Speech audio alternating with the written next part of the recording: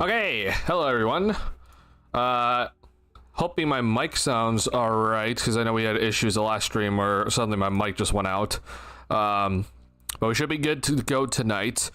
Short stream tonight. I think there's not really too much to talk about this game. This is not shocking to me. I kind of expected this was going to happen. At least the Celtics coming back and just being much better as a team. But I give Joe Mazzulla a lot of credit. He put that 3-2 zone out there, and it shut down the Bulls' offense really, really well. So props to Joe Mazzulla for doing that. And so tonight, we're not going to do too much, if we get into it, we're not going to do too much film breakdown. And I kind of just want to talk about what's kind of the outlook for the rest of the year, because we are suddenly, it's crazy, but we are kind of like at that Christmas time, so it's kind of time to look at things. Bulls, what is this, game 29 now, so they're 13-16 on the season. This needs to update still, but we're kind of at that 30 game mark, so we're gonna kind of like go over things and look kind of ahead, as Bulls have one more game before Christmas. But then after Christmas, we'll see what happens. I mean, trades could happen. I have my doubts about it, but who knows? We'll see. We're going to really be seeing what's going to happen. And then we're going to kind of talk about what's going on around the league as well. So appreciate y'all tuning in. Thank you for taking your time out of your Saturday to come and watch the stream. Got a pretty just smaller-ish recap of the game tonight, and then we'll head into some of the other things when it comes to this Bulls squad. Tonight didn't really shock me tonight. This kind of made sense. The Celtics were not going to they're not going to come back and let themselves get beat again by this Bulls squad. They're too good of a team, and I think they're too smart of a team to let the Bulls kind of do what they did to them 2 nights ago. Tatum absolutely just had an explosion. He just put up the first 40-point triple-double as a Celtic, first 40-point triple-double for a Celtics player since Larry Bird did it, apparently, so that's crazy.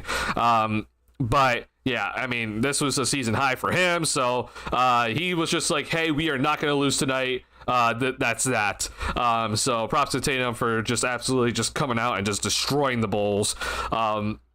But honestly, I won't lie, I think this was a solid game for the Bulls in the first half. It wasn't pretty in terms of the offense, right? But it wasn't really that pretty in terms of the offense for both teams. The stats in the first half, which we'll get eventually here, I don't know if I'm able to do this just yet, but when we look at the first half for the Celtics, they actually didn't shoot very well. So as you can already kind of see here, they only shot 45% in the first half, and they only shot 27% from 3. So I give the Bulls some credit there, because I said after the first half of the Celtics Bulls game in the first game that because the Celtics were shooting 25% from 3-point range in the first half of that game, that there is no way in hell the Celtics continue to shoot 25% from 3-point range. The Celtics will because that's not going to continue. The Celtics will shoot better. We'll see if the Bulls can somehow pull this one out though. What happened at the end of the game? The Celtics still shot 25% from 3-point range, which is just crazy. So basically, though, if you think about it, the Bulls for 3 quarters, they held the Celtics to 27% or worse from 3-point range. That's solid. So I give them credit for that. Obviously, then in the second half, it wasn't that as pretty. We saw it wasn't like a lot like was going down for the Celtics, but more started to go down. They raised their percentage up to over 30%. Tatum happened where he hit 9 threes. But honestly, if you kind of look around the rest of it, where it's just like it's not too bad. Just the fact that Tatum just went off and insane. Pretty bad in terms of that, but the rest of the team, like I can live with Jaylen Brown only scoring 19 points, like that's fine.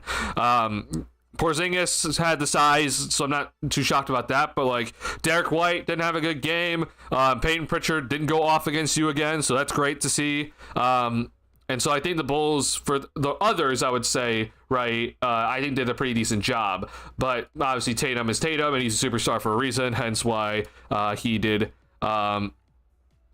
pretty well tonight. So props to Tatum for just being insane. Once again, appreciate y'all being here. If you are able to hit the like button, please, on the stream, helps me out a lot. Thank you a lot for all being here for the start of the stream. PO aggression, bright spot. So Patrick Williams in that first half, he showed a little bit of something that I was not expecting, which is that he is able to actually drive the basketball on back-to-back drives, or back-to-back possessions, excuse me. Not something I expected from PO. I was kind of even talking about in the last stream that Pat might just be a catch-and-shoot shooter or player. Like, he's not someone that you can actually reliably have him put the ball on the floor at any time. And he just might have to just be a shooter. And that's fine. Like, you'll live in the NBA just as a spot-up shooter, but for Pat, he actually showed me in the first half, especially in the second quarter, that he's able to actually put up back-to-back drives. And one he finished, which he got past Porzingis, and the other he drew the foul on Tatum. So that's a nice sign to see, because I think for Pat, that's gonna honestly kind of determine if he's gonna stay in the starting lineup or not in the rest of his career. Which is that, like, we know you can shoot the 3-point shot. It's not exactly amazing, but you're at least good enough that the teams have to respect you. But the big question is, can you put the ball on the floor and actually score inside the paint? That's something that I don't know with Pat still. So to see that tonight was better. I appreciate the aggressiveness, and I still think overall he probably could have taken more threes. I think he passed up on like a couple, but not to be hypercritical of it. He's still on the minutes restriction, so we got to keep that in mind. So maybe just a nice step forward for P. Will. I'm hoping that it's a nice step forward for him. So I guess I'm not necessarily excited, but I guess I'm hopeful for Pat, because that's a little bit of a showing that we have not been consistently seeing with him throughout his career. Kobe White just doing what I expected at this point. I won't lie, bro. Kobe had a sorry, I just peeked the mic. I even heard it myself. Sorry, hold on. Let me just give me 1 second. I want to make sure that I turn myself down.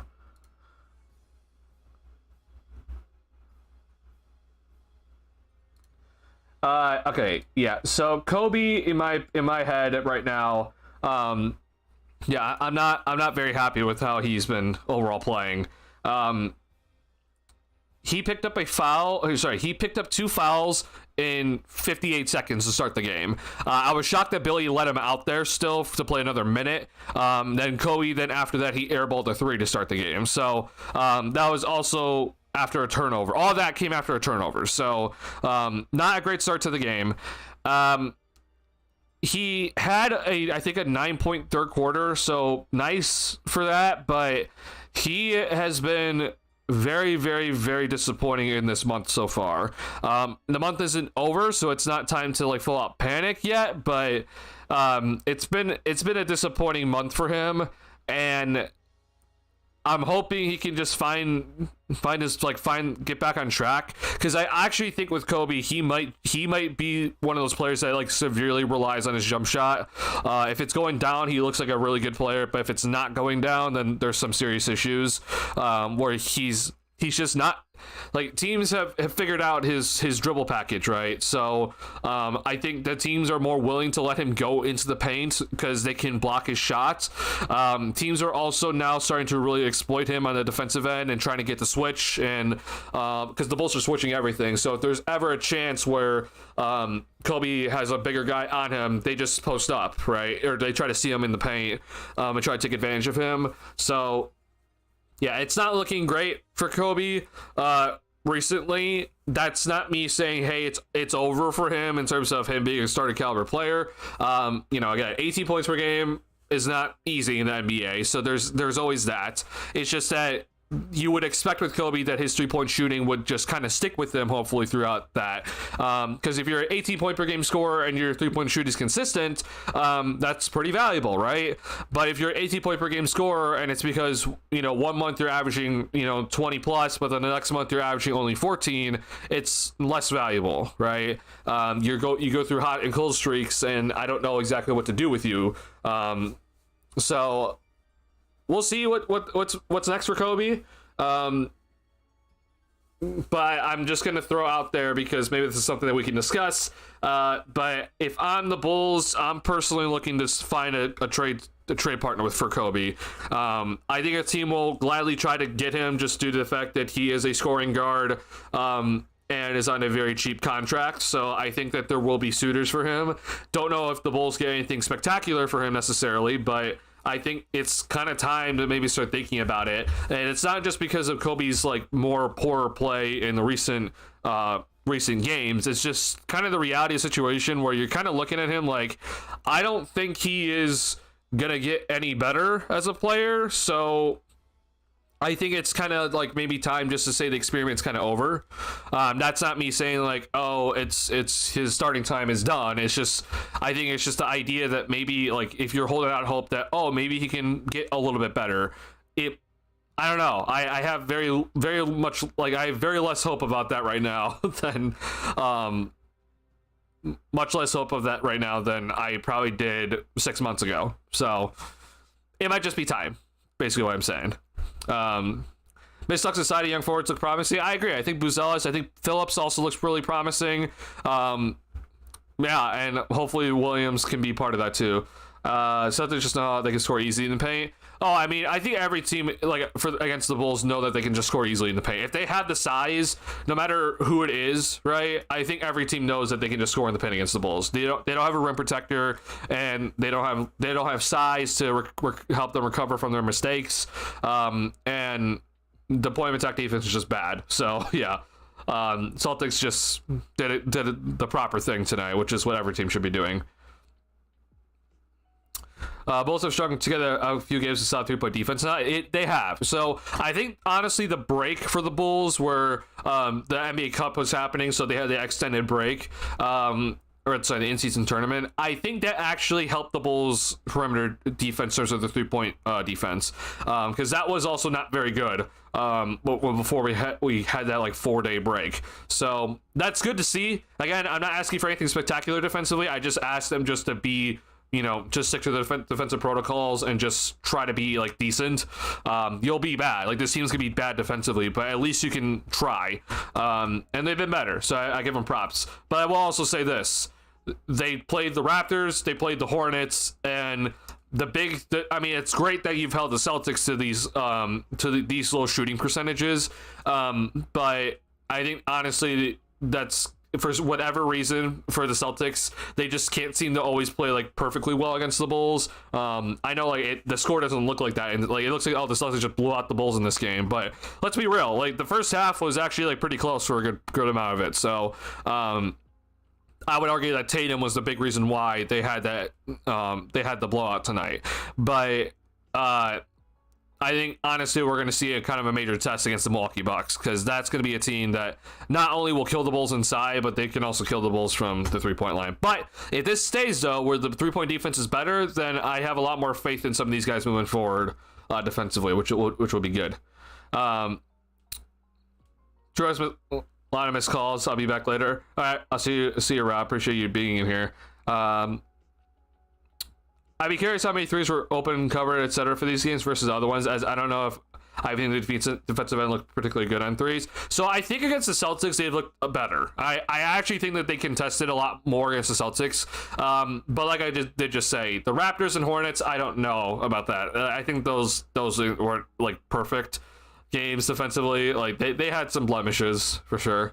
But I appreciate them trying harder. Like that's kind of all I'm saying. It's just like, it may not look good, but I appreciate that they're just trying harder, because they've very clearly been trying harder on closeouts against the Celtics, and I appreciate that. We knew the Bulls were going to get blown out. Just took longer than we thought, as the Bulls gave them a fight for a good portion of the game. Yeah, it took Tatum to just absolutely explode. So, you know, it was bound to happen at some point, right? I think Paul's off on moving games, even when he isn't shooting, since so much is creating opportunities for everyone. I think Lonzo, no matter what, is just being smart in terms of his spacing. Yeah, I think that's like, yet again, I've always said that he is an off-ball player.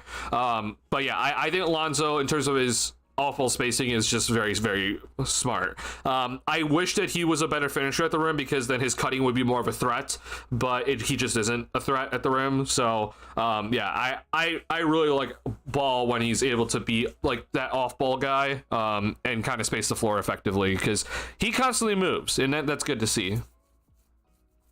Let's see how Josh Ayo starting back room, and Kobe can find himself again off the bench. Maybe, man. I'm willing to try anything at this point. Like, there really should be, like, no one's safe on this team in terms of anything, right? No one's safe in terms of trades, but no one should be safe in terms of starting spots, besides probably Zach and Vooch, right? Considering that Vooch is playing well this year. But coming into this year, though, I was even saying that I don't know if Vooch is, like, guaranteed a starting spot. Like, he'll probably start due to just NBA politics, right? But if he was having another bad season, then, like, hey, I'm kind of up for anything, right? So, yeah, I think that this is it. I think everything should just be open right now. Like, everything should be on the table. So if Kobe just needs to come off the bench again, just to kind of maybe get himself right, great. Then let's try it. Hey, Josh had a 90-second sequence of foul, turnover, air ball to start a game. Bulls would have a meltdown. Oh, I mean, trust me. I think that obviously Bulls Twitter would have had a meltdown, but I actually think Bulls Twitter was already having a meltdown just seeing what Kobe did at the start of the game. Like, I was seeing a lot of tweets of how bad Kobe looked just to start the game. And like they were already, like, people were already saying bench Kobe. So personally, I think that Bulls Twitter always responds to anything. If a player is playing like shit, then they will always respond. That's how this city works. So just like if there's a quarterback that is playing bad for the Chicago Bears, the city will always say something. So even if they're incorrect about that whole thing. So Josh want to play in a minute. I'll get if he did that. I don't think that's the case, but I think that he may have not seen another minute in the first half. Just started the full season on a number 1 seed. He's trusted way less than Kobe. I think Josh is for sure trusted way less than Kobe, but I think that's also just due to tenureship under Billy Donovan. So, was fun to see Smith and Vooch line up to match the double bigs from Celtics. Couldn't match them. I suspect it was fun to see. I personally, so Charles, I'm going to disagree with you there. I personally was not happy to see that. I think that's just a bad move. I think defensively that lineup has some major problems. But the funny thing is just that people were joking with me on Twitter about it. Was like, hey, was this a tanking decision by Donovan just to see, like, it looks like he's trying something different, but like, was this a tanking decision? And it was very funny just to joke about, because it's obviously not. Like, Donovan and the players never tank, and I don't expect them to, as they should. Like, you're paid to win games. But that lineup, personally, for me, is just, that's not going to work. I think Jalen Smith can play the 4. It's just that he needs a very solid rim protector behind him. Hence, what Miles Turner was for the Pacers last year. So yeah, I mean, it's something different, sure. I guess we got to see it, and cool. We know that it sucks, so let's never do that ever again. But I was not happy with that decision, because it's like you're trying to match up with the Cornette and Horford lineup, which we didn't see that against the Celtics last game either. So it's just, coaches were doing different things. But yeah, I was not happy to see that lineup. Bulls offense went to a complete dead stop with that lineup out on the floor. So yeah, I also thought Billy, if the Bulls had wanted to make an actual run in that fourth quarter, I think Billy had to bring Zach in at the 11-minute mark. I don't know why he didn't do it, because we've seen Billy do this before, where Billy would bring in Zach early just because the team is sucking in the second unit. But I don't know what Billy was thinking tonight. I guess he really just wanted to make sure Zach got his rest. But let's just be honest, if the team blows you out anyway, then Zach's gonna rest anyway. So I don't know. I thought that they needed to bring back Zach earlier if he wanted a chance. But it's a loss, so I'm not complaining too hard about it. Because I am trying to keep the pick this year if I'm the Bulls.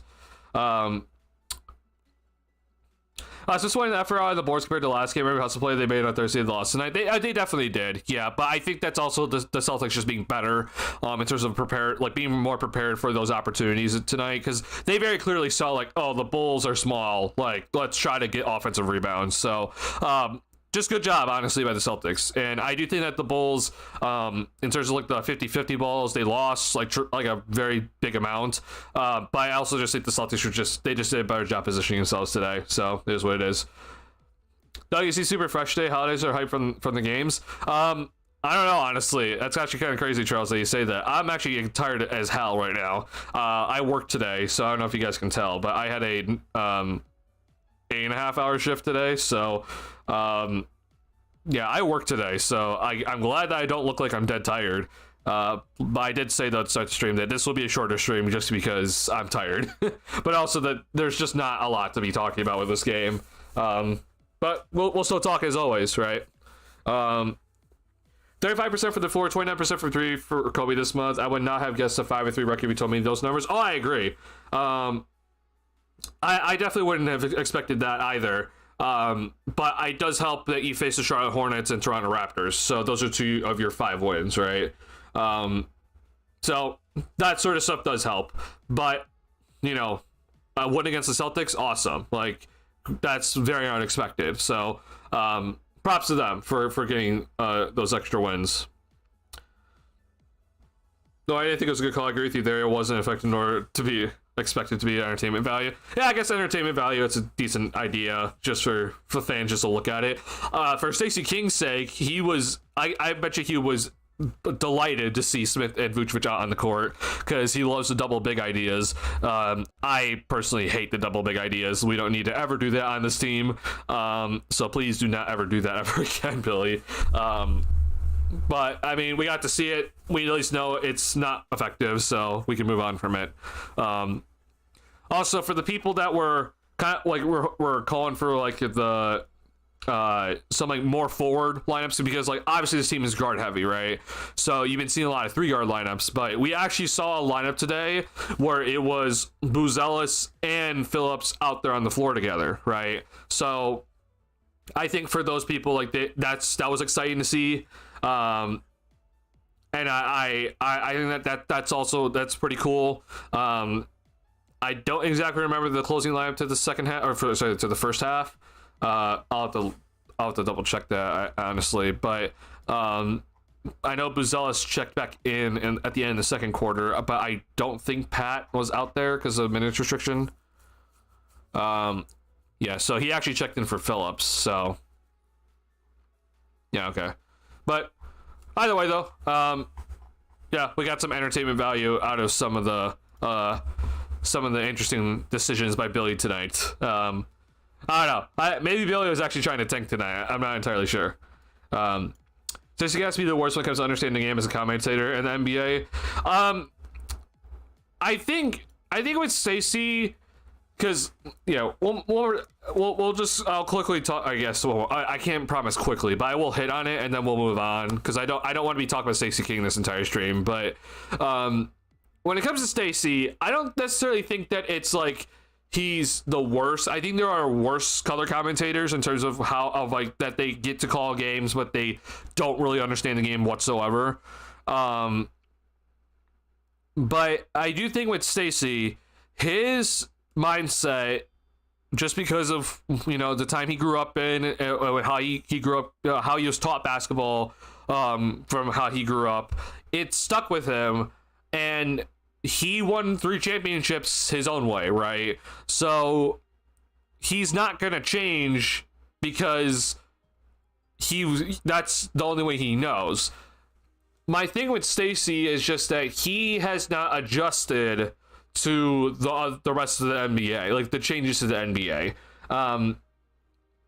When Casey Johnson brought up in the broadcast about like the 3-point shots, right, of how the Boston Celtics and the Chicago Bulls are the top 2 teams in terms of 3-point attempts.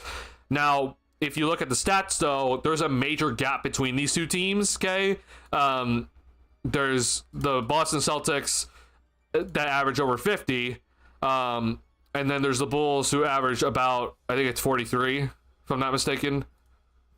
Can I please go? Sorry, I misclicked, and then I feel like I always get stuck. So, okay, it's 44 for the Bulls. So the Celtics average 51, but the Bulls average 44. But they're the top 2 teams in terms of 3-point attempts per game. Okay.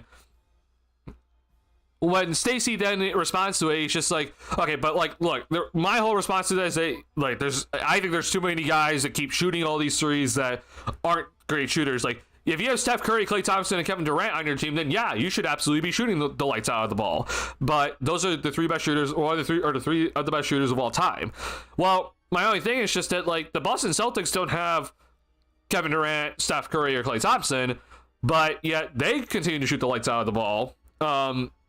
So I don't necessarily think that you need the greatest shooter of all time, plus his splash brother, plus another Hall of Famer that is arguably one of the best scorers of all time, to be taking all these threes. I think that you should always be taking a lot of threes if you have a very good 3-point shooting team. Hence the Boston Celtics, who all these guys can shoot the 3 ball very, very well. Brown to Tatum to Derek White to Drew Holiday to Porzingis to Horford. It doesn't matter. Peyton Pritchard and Sam Hauser haven't even been mentioned yet. All these guys can shoot the 3 ball. In my opinion, the guys that, like, the teams that shoot the most threes and it should be determined by who your role players are, because I think most stars nowadays shoot the 3 ball. But I think it's going to come down to how many of your role players can effectively shoot the 3 ball. And I think obviously for the Celtics, like, they very clearly have some of the best role players in terms of shooting the 3 ball. Hence why they take 53 plus 3-pointers a game. It's not uncommon for them because they just all shoot the 3 ball well. But that comment, though, by Stacey, in my opinion, just shows that he's just not up to date. He just doesn't. I don't think he looks at stats. I really don't think that he understands that there are a lot of players in this league that are very good from 3-point range. And you don't necessarily need to be shooting over 40% to be taking a lot of threes. It's okay if you are only a 38% 3-point shooter and you take 8 threes a game. That's fine. I'm very much in favor of that, actually. So I just think with Stacey that he just kind of goes everything off of what his eye test says to him. And I don't think he really looks at stats whatsoever. Because yet again, he keeps talking about how Vooch posts up a lot more this year. Just one more time, just because I want to show people this, because people say this all the time. We're like, oh yeah, well, Vooch is doing so much better this year because he's posting up more. I'm telling you right now, that's just not the case. Like, if you're actually wondering about if Vooch is posting up more, he's not. He's just been like a million times better in the post this year. So if you're wondering, okay, Vooch this year is averaging 3.2 possessions per game in the post. Okay, well, last year, if you're wondering, Vooch also averaged 3.1 possessions per game in the post. It wasn't that much different. He just was that much more inefficient in the post. As you can see from here, he was averaging 0.9 points per possession in the post last year. This year, it's much different. He is just averaging 1.24. He's averaging 1.24 points per possession in the post. Okay. So nothing's changed. There's a post-up possessions. What's changed is that the offense for the Bulls has gotten more modern. They're attempting more threes. They're trying to get more efficient buckets, okay? And Vooch has changed his shot selection for the most part so that he's shooting more shots inside, not necessarily off a post-up, but just more shots in the paint in general, and then he's shooting threes at a much higher rate. When you make shots, you look damn good, right? It's not hard.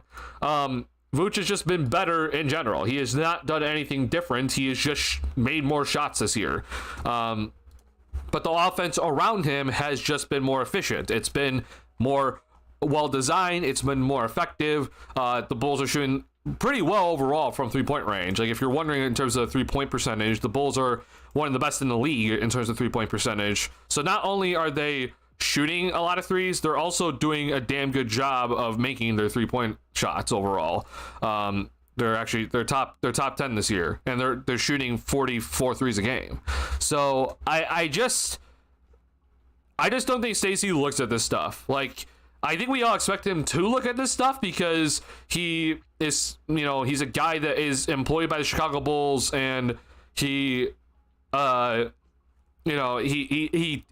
as if he looks at all these things, but like, when you actually listen to him and then he brings up things, you're just like, that's not exactly the case. The stats don't tell this exact story that he's trying to tell you.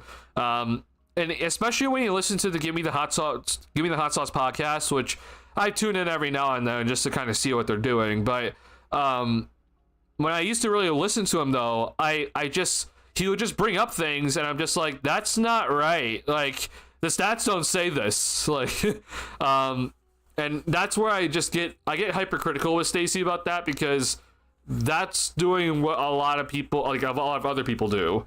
But you're a person that is watching an actual team every single day and getting paid to watch this team. So I just wish you would just put in more effort. So I like, he'll never listen to me because he's just like, look, I'm a 23-year-old that's never played basketball. I'm only 5'6". Like, I've never played basketball professionally at any sort of level. But what I am though is that I am a stats nerd. I love this game. I watch every single game just like he does for the Bulls. I also watch a ton of basketball outside the Bulls. So take my opinion with a grain of salt. But with Stacey, he just has these comments throughout the game, but I'm just like, that's not right. And then it doesn't really help your case when you start calling guys the wrong name, like how Julian Phillips now is suddenly Justin Phillips, because for some reason that's been an issue all season long. So sorry for my rant. I guess this was more of a filibuster for you guys, but yeah, I used to love Stacey, especially when I first started watching basketball. I thought his nicknames were awesome. And I think back then, in 2013-14, and, in those couple of years, I actually think that he was mostly right with his analysis because the game was different back then. But nowadays, I just think he's one of those guys that he played in the 90s and it doesn't understand the game any differently. And so he thinks that the way that the game is played now is just worse. And he thinks certain guys shouldn't be taking shots that they are taking, which in my head, I'm like, no, that's a good shot. And I think the way that he thinks something does happen is just, he gets to that conclusion very differently than how I get to it. So I think he's very creative in terms of his mind and how he makes these nicknames. I think Boozy Vert it's not his best, but I do appreciate the effort. THT Dynamite is also pretty creative, so I give him that. But when it came to, back then in the days, like Nate Robinson was Mr. Excitement. Like, that's a pretty damn good nickname. So I think that with Stacey, I don't know if it's just me being hypercritical or if it's just actually how it is, but I think he needs to kind of try to figure, like, maybe he needs to zone out of his own, goggles that he has on and be like, okay, let me actually look at what's happening here and try to start thinking the way that these teams are thinking now. Because that's, I think, the best analysis you can bring is like, well, what are these players thinking? What is this team thinking? Why are they doing this? Let me explain to you why. And I just don't think does that. He explains things his own way. At the end of the day. he should prefer to watch the game with the opposition commentary to Bulls. So I also personally, I wouldn't mind that, because I also kind of like hearing what other team members or other commentators have to say about the Bulls, and then I learn more about the opposing team when I'm able to do stuff like that. I can't do that often though. Sometimes David, he has the Orlando Magic commentary all the time, so I can get that. But it's just. It's interesting to hear. I also don't think that some of them are exactly the best, but it's interesting to always hear them. I always dislike sportsmen who only value the views of people who can plan the sport. It's pitiful. Yeah, I also think it's pitiful. I'll stop there. Player of the game for you tonight, Duncan. Honestly, that's a tough one. If I really had to choose, I'll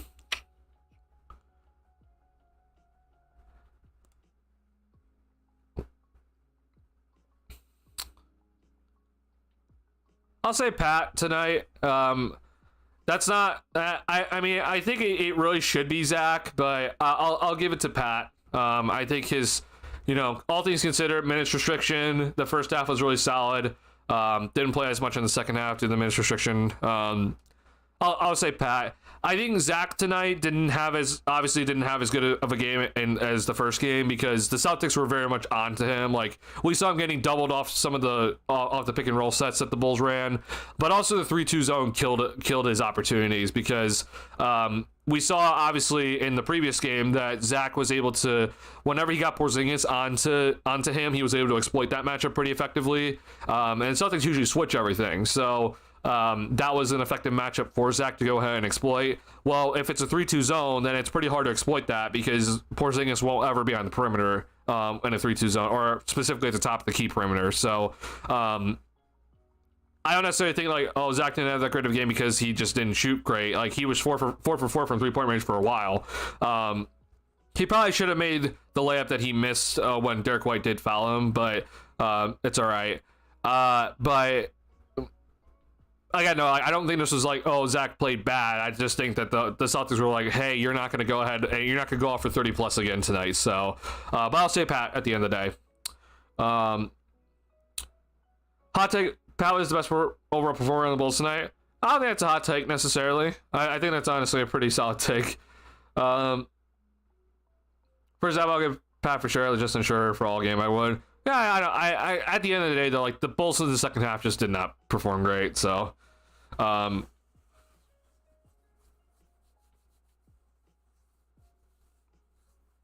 teams give very different respect to different players. Giddey gets noticed more, a lot less.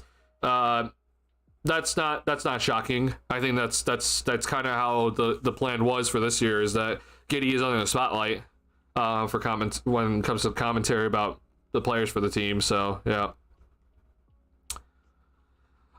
Zach and Vuce naturally a lot. For sure. I mean, yeah, those two guys will obviously get the most attention because they're both having all-star caliber seasons. So that's not very shocking. So I was trying to see who is on their watch list from the other team for the commentary. Oh yeah, I always think that I always want to hear what they think the Bulls are doing well, or what they think they're not doing great, and then what is their team that they always cover doing pretty well with. So yeah, I always like hearing this sort of stuff. So again, I can't always do this, but yeah.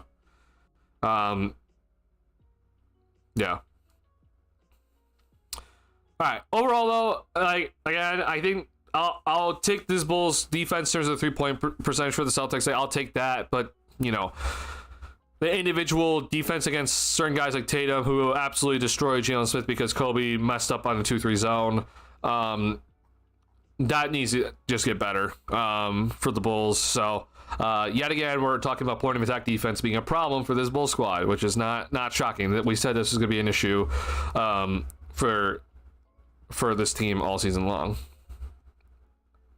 They rush Kobe a lot on defense, more than I do, more than Bulls fans do. That's actually not. I guess that actually I'm surprised by that. I am surprised by that. because it's also something that, like, because I know Stacey called out Kobe tonight on defense, like, multiple occasions, but like, if you kind of ask, like, Stacey in terms of just Kobe's overall defense, like, he'll talk about how he thinks Kobe's gotten a lot better. I have always just said, though, with Kobe that I don't think he'll ever be that good of a defender because of physical tools. And last year wasn't exactly like the best defensive season from him. He just obviously put in a tremendous amount of effort, which I think for a lot of Bulls fans, they just appreciate that alone. So, yeah. I was hoping Kobe would make progress be less streaky this year, but now it's a worse version of streaky, shooting less than 40% like 10 games in a row, and his decision making is declining to match.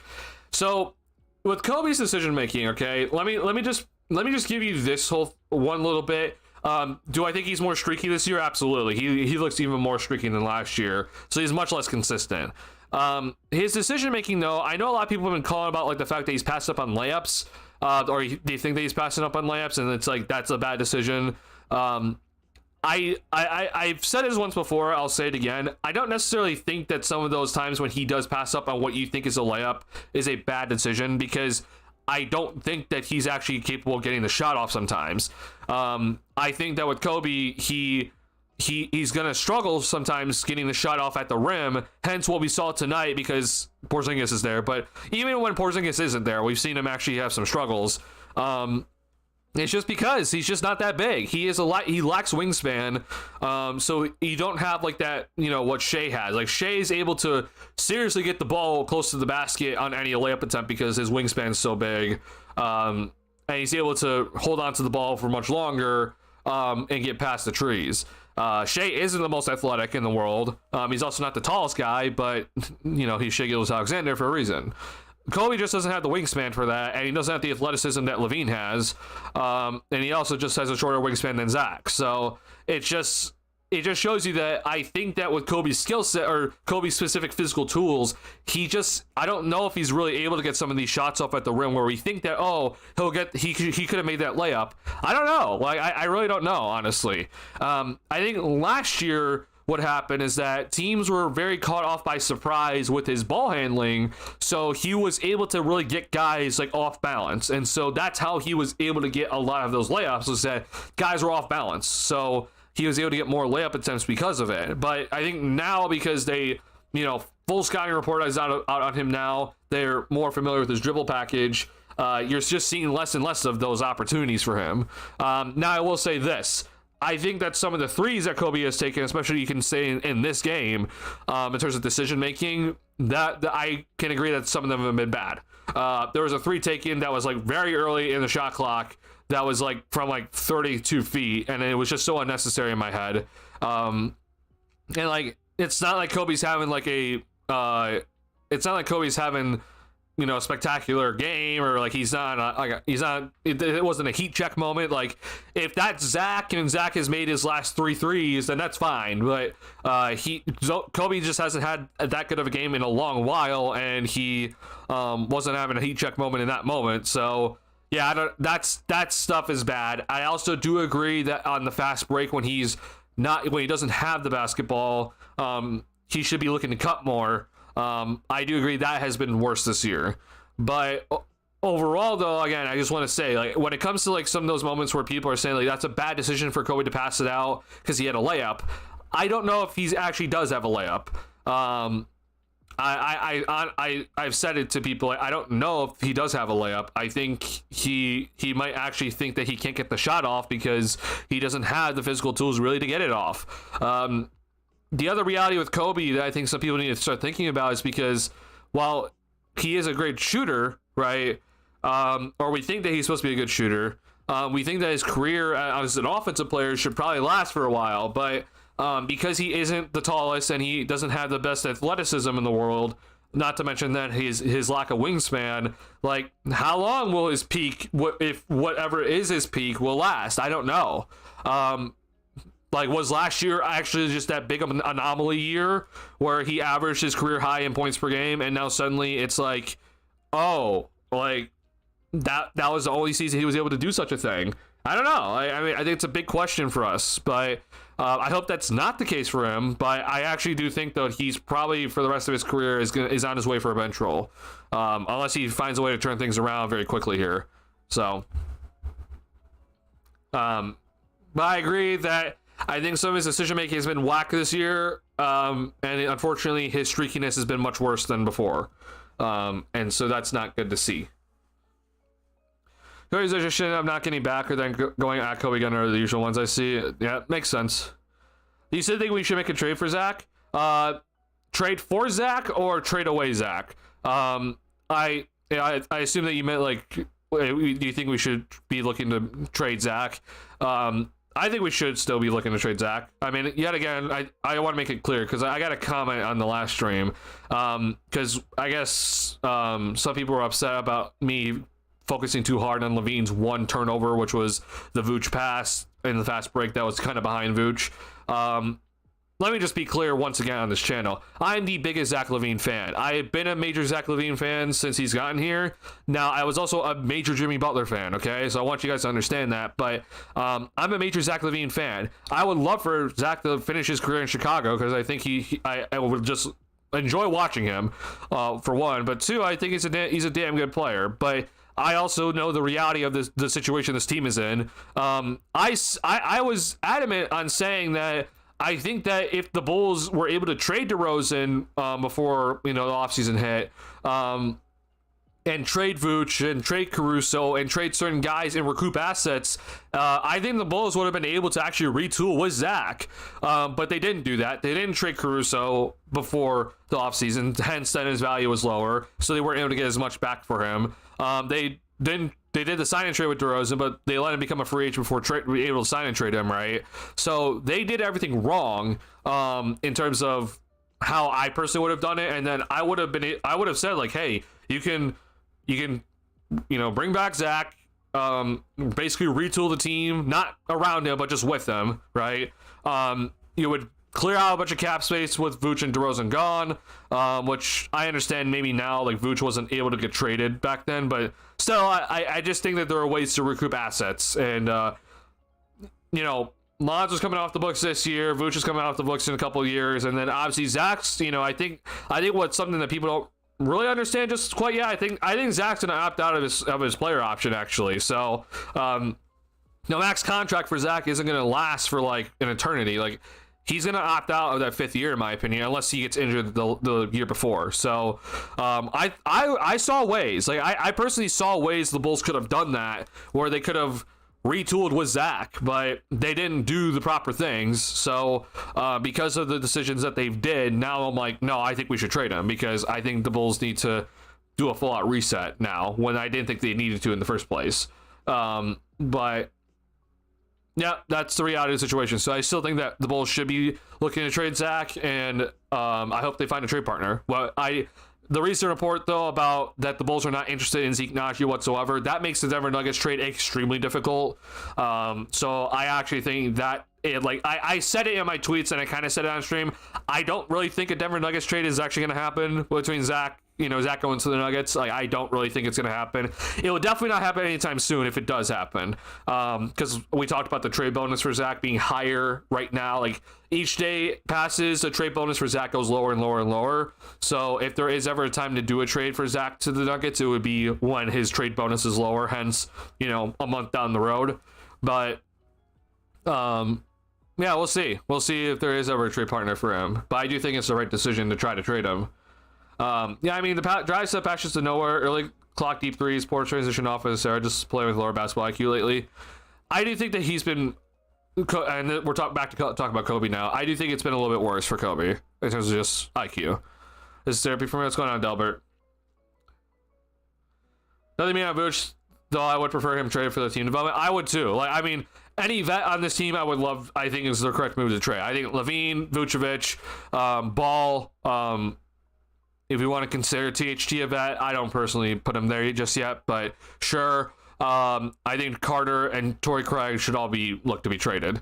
How many of those guys can you actually trade? I don't know, and honestly, the number might be 0. But I would personally try to trade every single one. Speaking of Jimmy, do you think he's really on his way out of Miami? They had a horrific fourth quarter tonight. So yeah, the Miami Heat had a horrific fourth quarter tonight.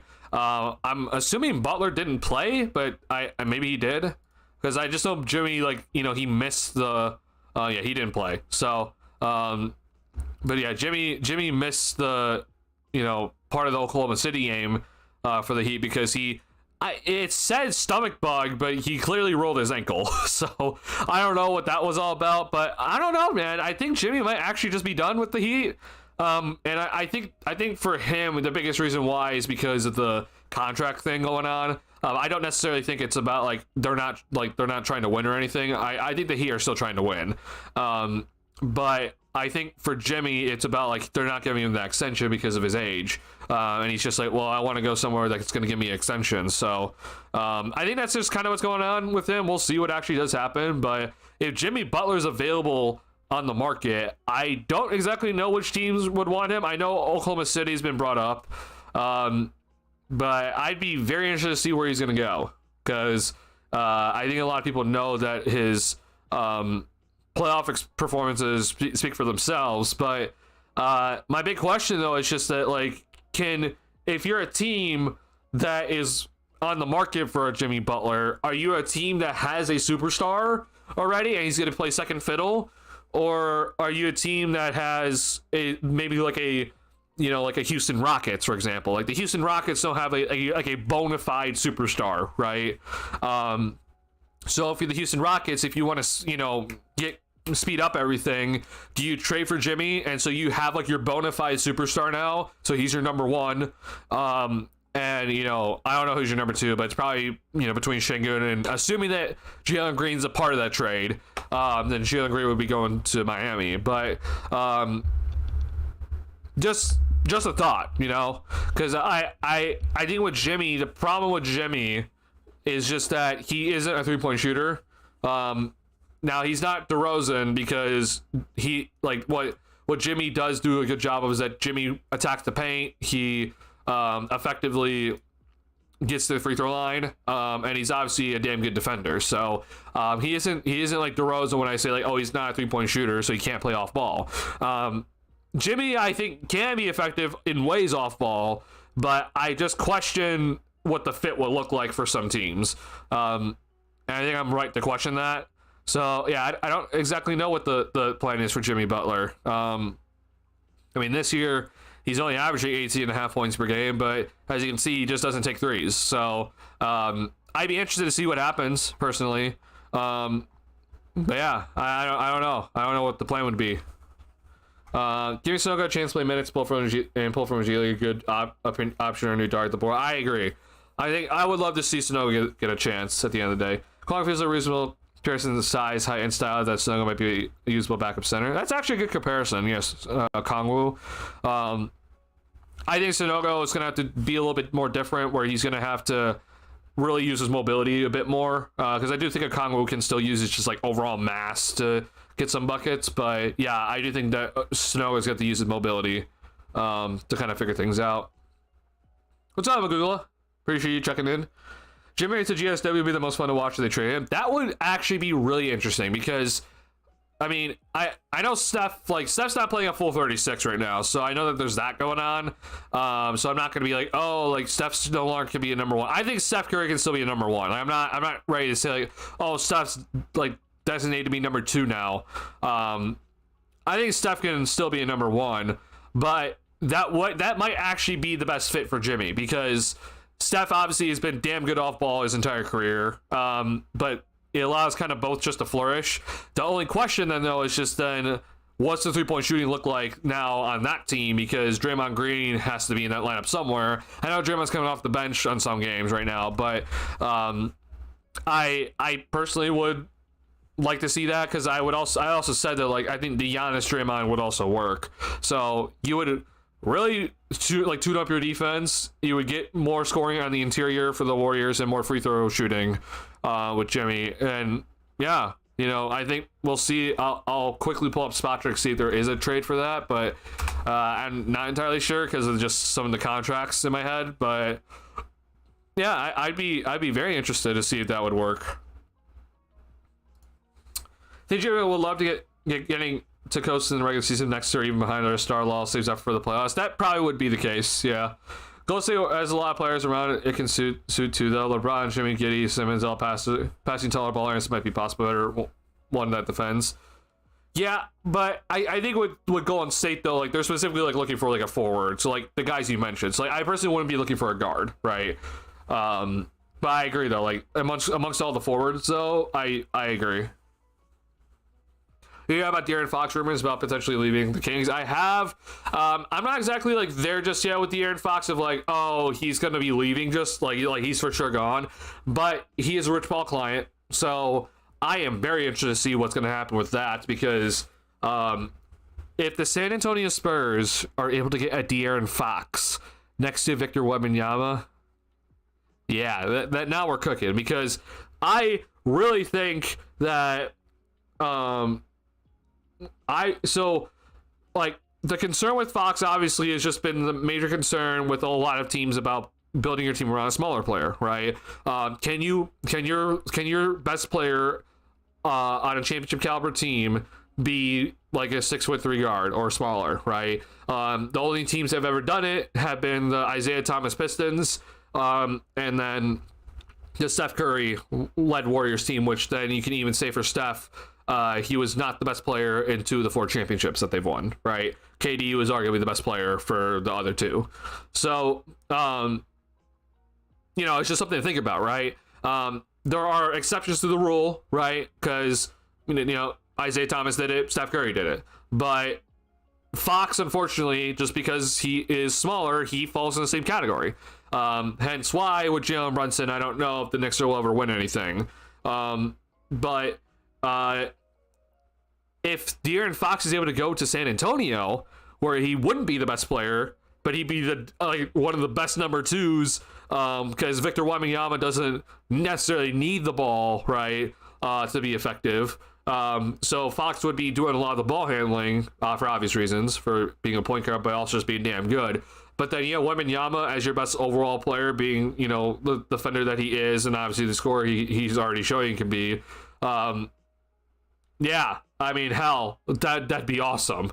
Not sure if the Spurs are willing to speed up the rebuild, but I would personally be very interested in that sort of idea, because that makes sure that Fox is your number 2. And I think that would put a lot of teams in a very good spot if Fox is your number 2.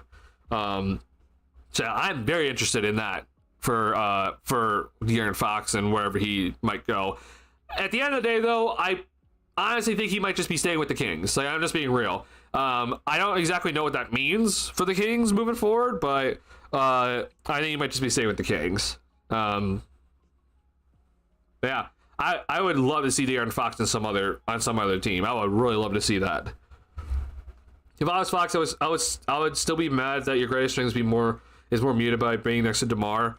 I also would not exactly be pleased with how the Kings have handled things, and that they thought that DeMar DeRozan would be like the big move to kind of make them jump up, and it just very clearly hasn't worked.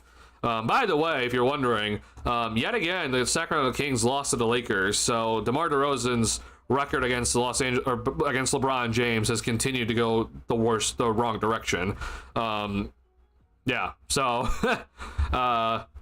yeah, this is still happening, by the way. The Kings, just another check-in on how the Kings are doing, because everyone said that, oh yeah, the Kings are gonna, or I guess I should more specifically say that DeMar DeRozan supporters that said DeMar DeRozan doesn't necessarily change everything for your team. They were very adamant that the Kings are gonna go and be a pretty damn good team, and yet here we are.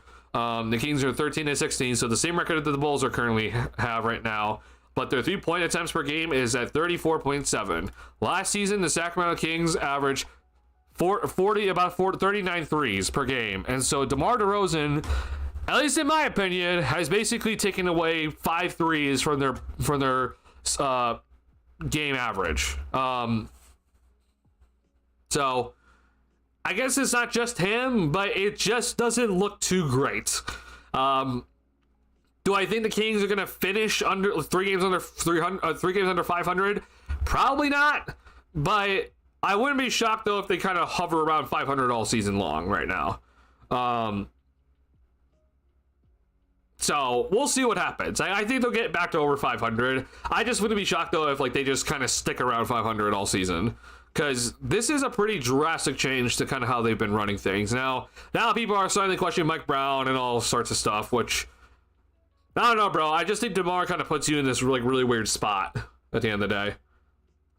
Wiggins, Kuzma, and Kuminga were key for Butler to be viable money wise early in the season when I looked at the trade for Butler.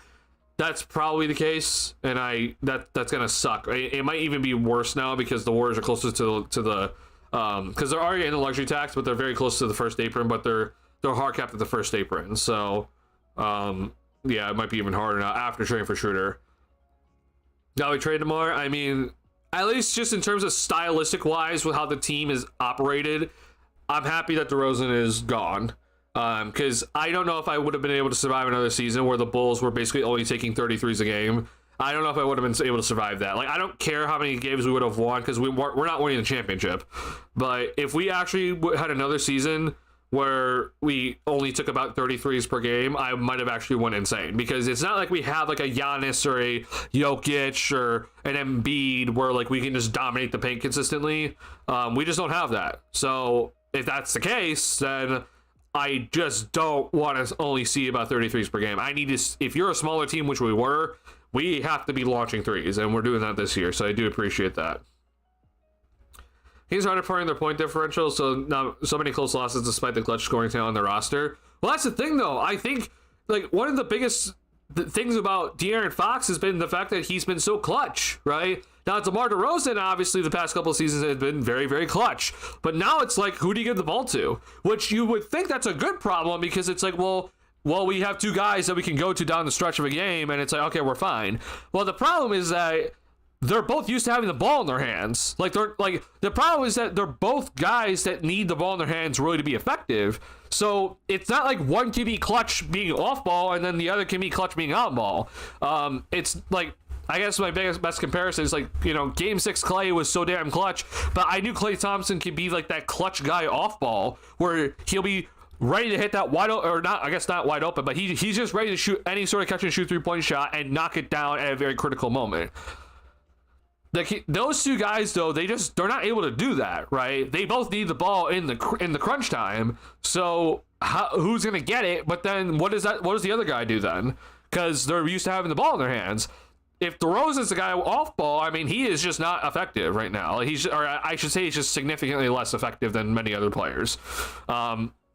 So you probably flip it, and it's like, okay, I'll give DeRozan the ball, but then we're having one of our best options or best weapons, and arguably probably our best player, kind of just standing in the corner and kind of watching what's happening. Like, it's just the thought of it just makes me kind of cringe.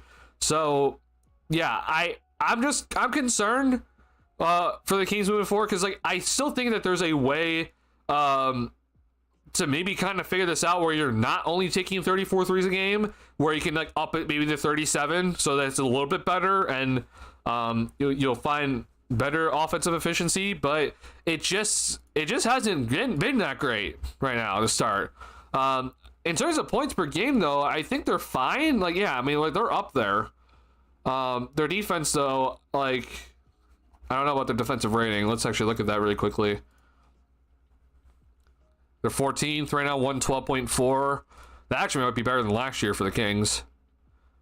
No, I mean, they're literally dead even. So, I don't know.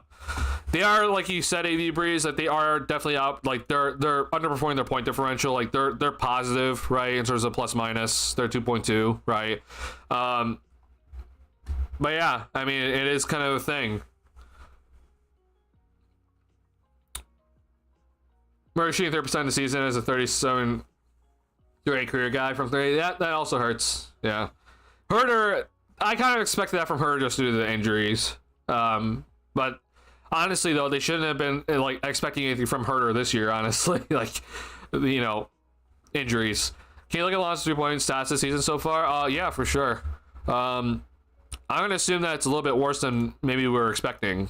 But I'm pretty sure it's not been that great for Alonzo this year. Oh yeah, I mean we're down at 28.3%.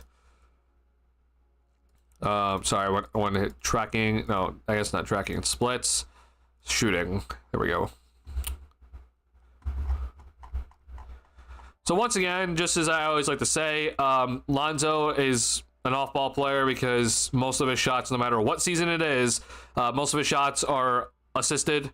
I've been very adamant about this. Sorry, I know you didn't play this year.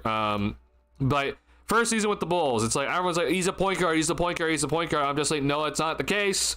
Most of his made shots were assisted, so I've been very adamant about this. His main skill set on offense is a catch and shoot 3-point shot in terms of scoring. Obviously, his passing is very valuable, but his 3-point shot is the catch and shoot 3 is the most important thing for him in terms of scoring, right? I don't know if that's exactly a specific thing on here. Yeah, it doesn't look like it. There's a shot detail that they give us that. But just pure jump shot, though, that's most of his shots, right? 40 just jump shots, which is 64 attempts overall. You get the idea at the end of the day. But yeah, Lonzo this year, in terms of 3-point percentage, is at 28.3%. Not good. I'm gonna really quickly pull this up just because I know that he's missed some time. But when it came to early in the year, I think Lonzo early in the year, I know he didn't play a lot, but I think his 3-point percentage looked a lot better than what we are currently seeing. And the problem is right now for him is just that every miss is kind of exponential because he hasn't played that many games, right?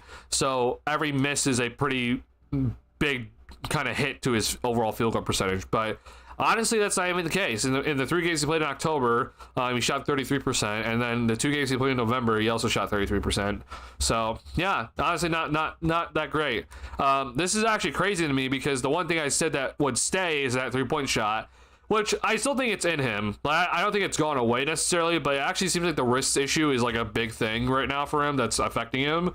So something to keep an eye on for sure moving forward. But I was more concerned about his defensive activity and how he's going to move on defense. I do think that his on-ball defense might be just like slightly worse, but his off-ball defense looks just as good. So I was wrong. I was honestly wrong with what I expected to kind of stay with him. And what might go away with the injury. But yeah, honestly, it looks like the defense is still here, but the 3-point shot just hasn't exactly been right yet. So that's a bit concerning. Last week's the pace and change of pace, I would say most similar to Shea, which is so weird to DeMar. Same as Sabonis, who's great at passing out of the post of 3 shooters. Again, DeMar isn't that. Well, even with Sabonis is also very good at getting the rebound and pushing the ball himself, right?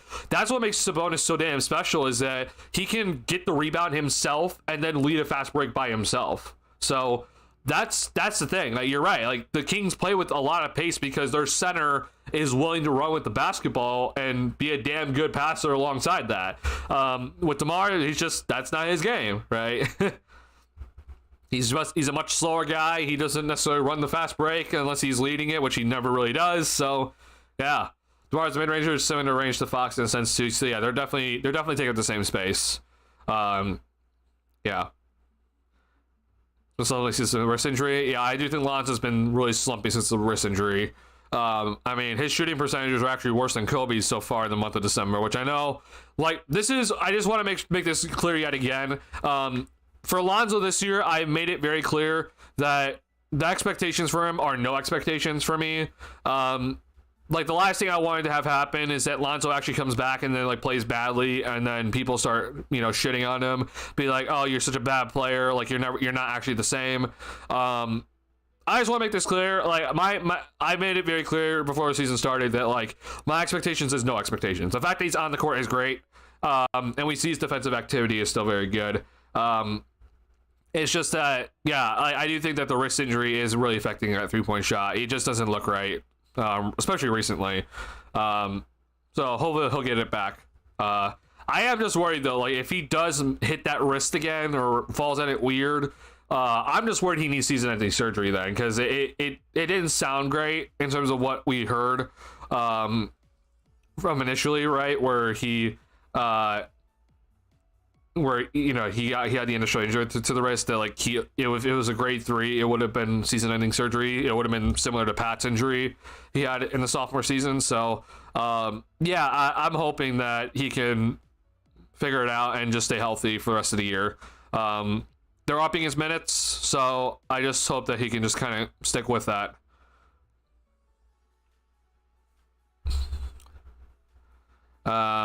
Lonzo's closer to the shooting air version of step moving off ball and a good passer in that role. I don't know about necessarily that. I think Lonzo's more similar to just like your traditional wing. He's just like a spot up shooter. He doesn't come off screens like the way Steph does. Steph is constantly coming off screens. Lonzo doesn't necessarily do that. Like Lonzo doesn't run off pin downs. But Lonzo's spacing is very, very good.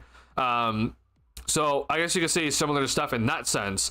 But in my opinion, he is more so he's more so just like your traditional kind of wing. So like my comparison to him has always been like not Nets Mikal Bridges, but like Phoenix Suns Mikal Bridges, in terms of just how they space the floor effectively. Obviously, other things in rebound and defense are way different than just the one element. Oh, for sure, yeah. So I want to mention that last game, Zach had one turnover, they didn't give it to him in the Vooch pass we mentioned. Oh, really? I actually didn't know that. I guess they actually did, yeah, now that I think about it, the NBA does like give it to the guy that went off of, so, yeah.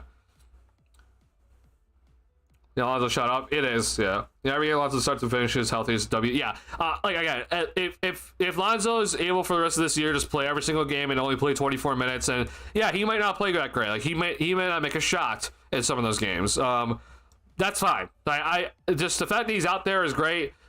This also, I just want to point this out because I know a lot of people have been talking about like, oh, there are gonna be a lot of teams that are looking to trade for Lonzo Ball.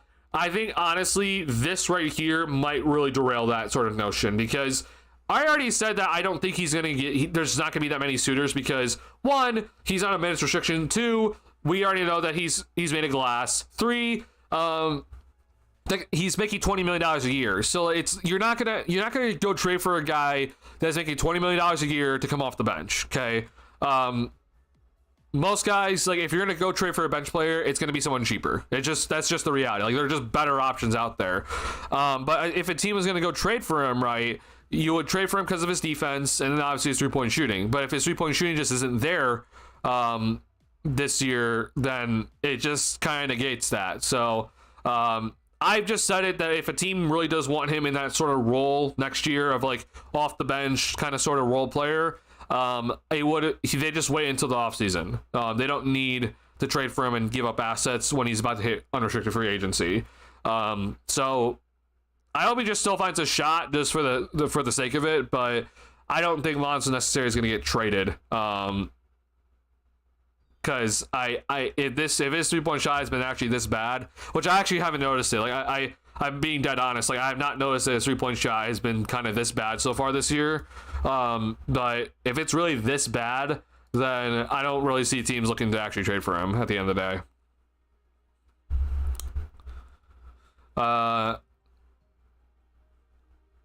Times of some random plays. I wouldn't be shocked if he's re-aggravated in some sort of fashion, honestly. Lonzo's overperforming. I'm just pure impressed for Lonzo. Great effort, energy, and movie. Plays in a fun style. I think he's just good for the team. Even as he is. Oh, I completely agree. Yeah, he is very effective on the defensive end. Like you can just see it. But yeah, every single time he goes out there, it's a miracle. That's in itself is just great. I know the way he just moves his shot making is an added bonus because he's still able to move and he can play at least in defensive end. Oh yeah. Yeah. It was 24-second violation in the game. Oh wow. Honestly that makes a lot of sense for Zach's one turnover. Yeah.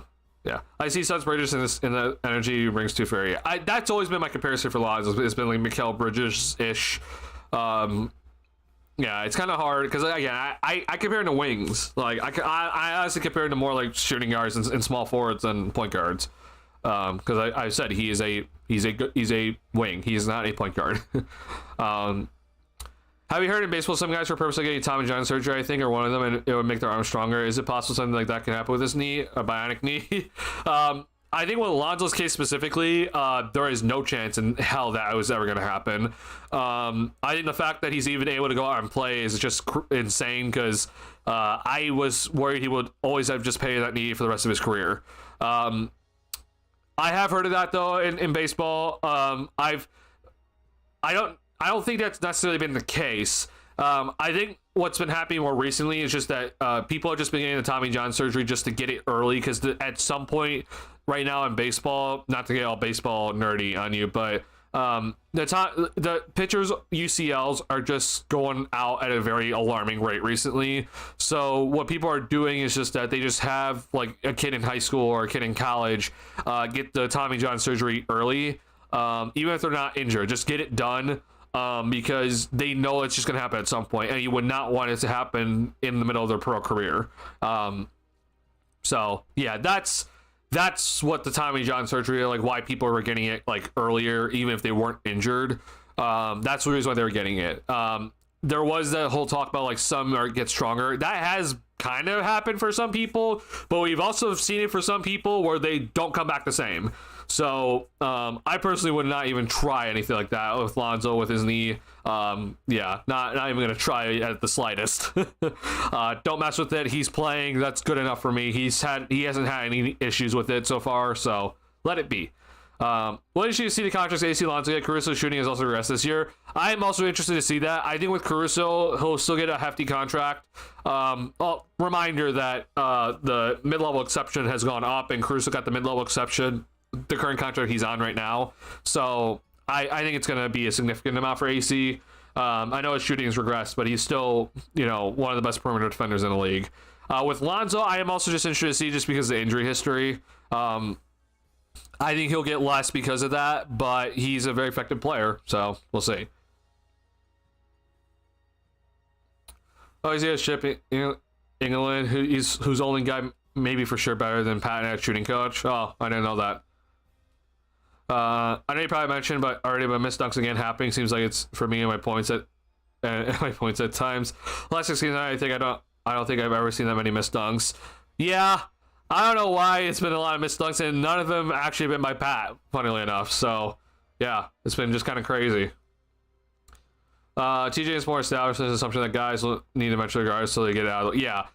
Tommy John has been, that surgery was for people to just get it out of the way. Because, like, if you actually go look at, like, all the pitchers that had Tommy John this year, a lot of them are hard throwers. So it's just like, if you're a hard thrower, you're just going to need to have it at some point. The MLB is trying to figure out why it's happening so much. I think the obvious answer is just that pitchers not only are trying to get more velocity on their pitches, but they're also trying to get more spin rate. So it's just putting a ton more stress on the arm, and pitchers are just throwing at 110% max effort every pitch. So I don't necessarily think it's like, every single pitcher that throws 100 miles per hour is going to like always need it. I think there are the obvious exceptions, but just with how recent things have happened, it's just like every single pitcher needs it. So again, that's not a surgery that's like anywhere similar to like a knee surgery. That's different. That's other stuff that we shouldn't necessarily be like talking about necessarily. Yeah, I'm joking, but technically could they fix it easier now with what they have done? I don't know, just crazy how much technology and medicine advances. That's honestly a good question, but I actually just think that, because they had to basically regrow cartilage in his knee. So I'm just assuming that it's worked out well enough to the fact that it grew in the right spot, it's in the right spot, it's strong enough. I wouldn't touch it. Just let it be. Just let it work on its own. Yeah. Shohei Ohtani has to have a surgery to keep it to his storyline. He has to be forced to change to the other side to be like Goro from Major. He loves in his style, some of his favorite characters. So no, Shohei is not going to be forced to pitch left-handed. that would be crazy. I hope Shohei comes back and not have any issues. Because I don't know how long his pitching career will last, because he's very clearly a 50-50 threat at the plate, which is very, very good. That alone is Hall of Fame worthy. So I don't know how long necessarily his pitching career is going to last for Shohei, and I already know that next season is going to be up in the air, but I hope it will continue at least for another couple of years, because that's, just what he's doing is incredible. Also, if AC doesn't play 65 games, does his contract lower in value lower? I don't know if that's actually the case or not. I don't know what the clauses were in AC's contract. I know that this last year was non-guaranteed, like a portion of it was non-guaranteed, but once the start of the season hit and he was on the team, that became guaranteed. So, yeah, I'm not sure. I'm not sure what the clauses are for AC's contract. But either way, though, you are right that if he doesn't hit 65 games and doesn't make it all defensive, then I guess it would be lower. But just because he's a role player, I don't expect him to get like a serious value suddenly. Like he's not gonna get like a super max because he's on defensive team. Yeah. Like D Rose's knees, yeah. Also the old stem stuff. Wonder if that was used at all. I think honestly it might have been. I don't know though.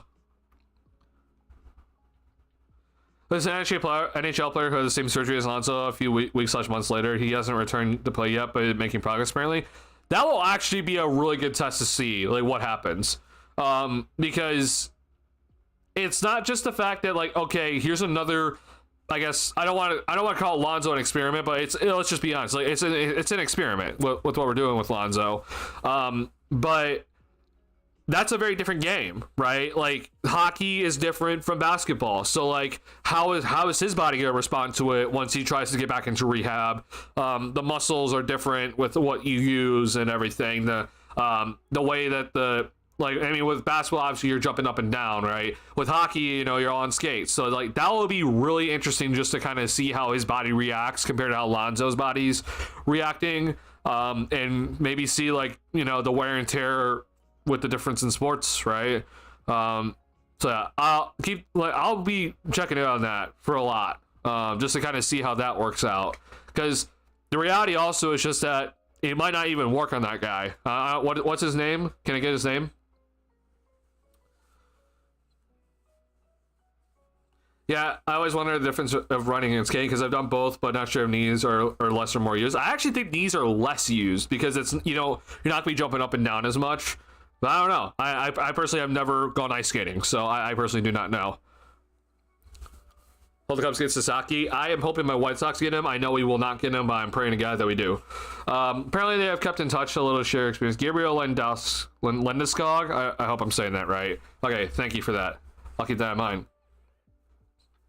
NHL doesn't jump or stop on a dime the same way. They don't, but they do have like the whole, like they'll slide like quickly, like to kind of really stop the momentum. So there is that. But you're right. Like, yeah, they don't jump up and down. They don't stop on a dime. And there isn't like the, landing either, right? That, which I think is kind of the big thing. Is like you're not landing from like jumping up 10 feet in the air, or not 10 feet in the air, or like being up, hands can go up to like 10 feet in the air, or like, jumping reach. So yeah, I'll just be interested to see. But hits to lower body like football at times. Oh yeah, the hits are insane. That's why I think hockey is worse, because there's more potential for being hit because of physicality. That's a good point. Yeah, the physicality in hockey might just be harder. I still do think though in basketball that there is serious physicality still. We just don't see as much of it. But yeah, I do think in hockey that there's a lot. Iguchi's going to bring Sasaki to the south side. I'm delusional. I am also delusional, which again, I guess I'm just being realistic that he's not coming. But oh man, if Tadahito Iguchi gets Roki Sasaki to the White Sox, like the White Sox better be paying Iguchi like $1 million every single year from here on out, like until he dies. Like just the fact that you got Sasaki to come to the south side of Chicago after the worst season in MLB history, like Jesus. Yeah. If you don't know who I'm talking about, go type in Roki Sasaki. Though it's spelled how you think it's spelled.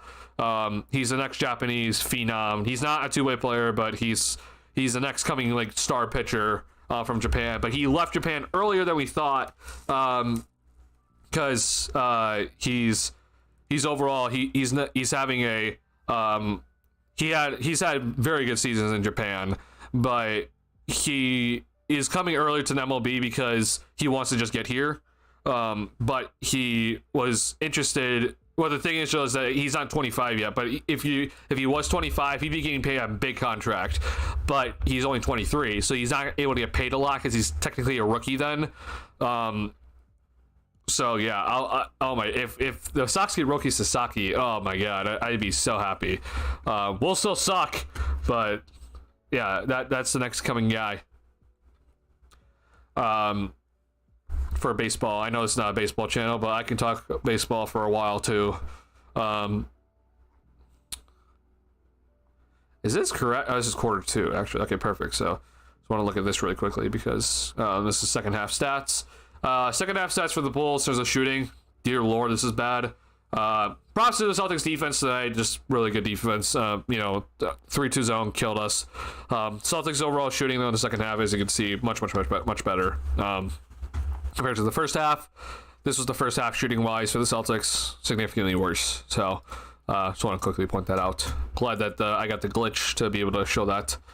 I think in general, just years of the same repetitive movements to the same parts of the body, they become stronger, but they also wear out faster in general. And every single human has different issues, sometimes similar.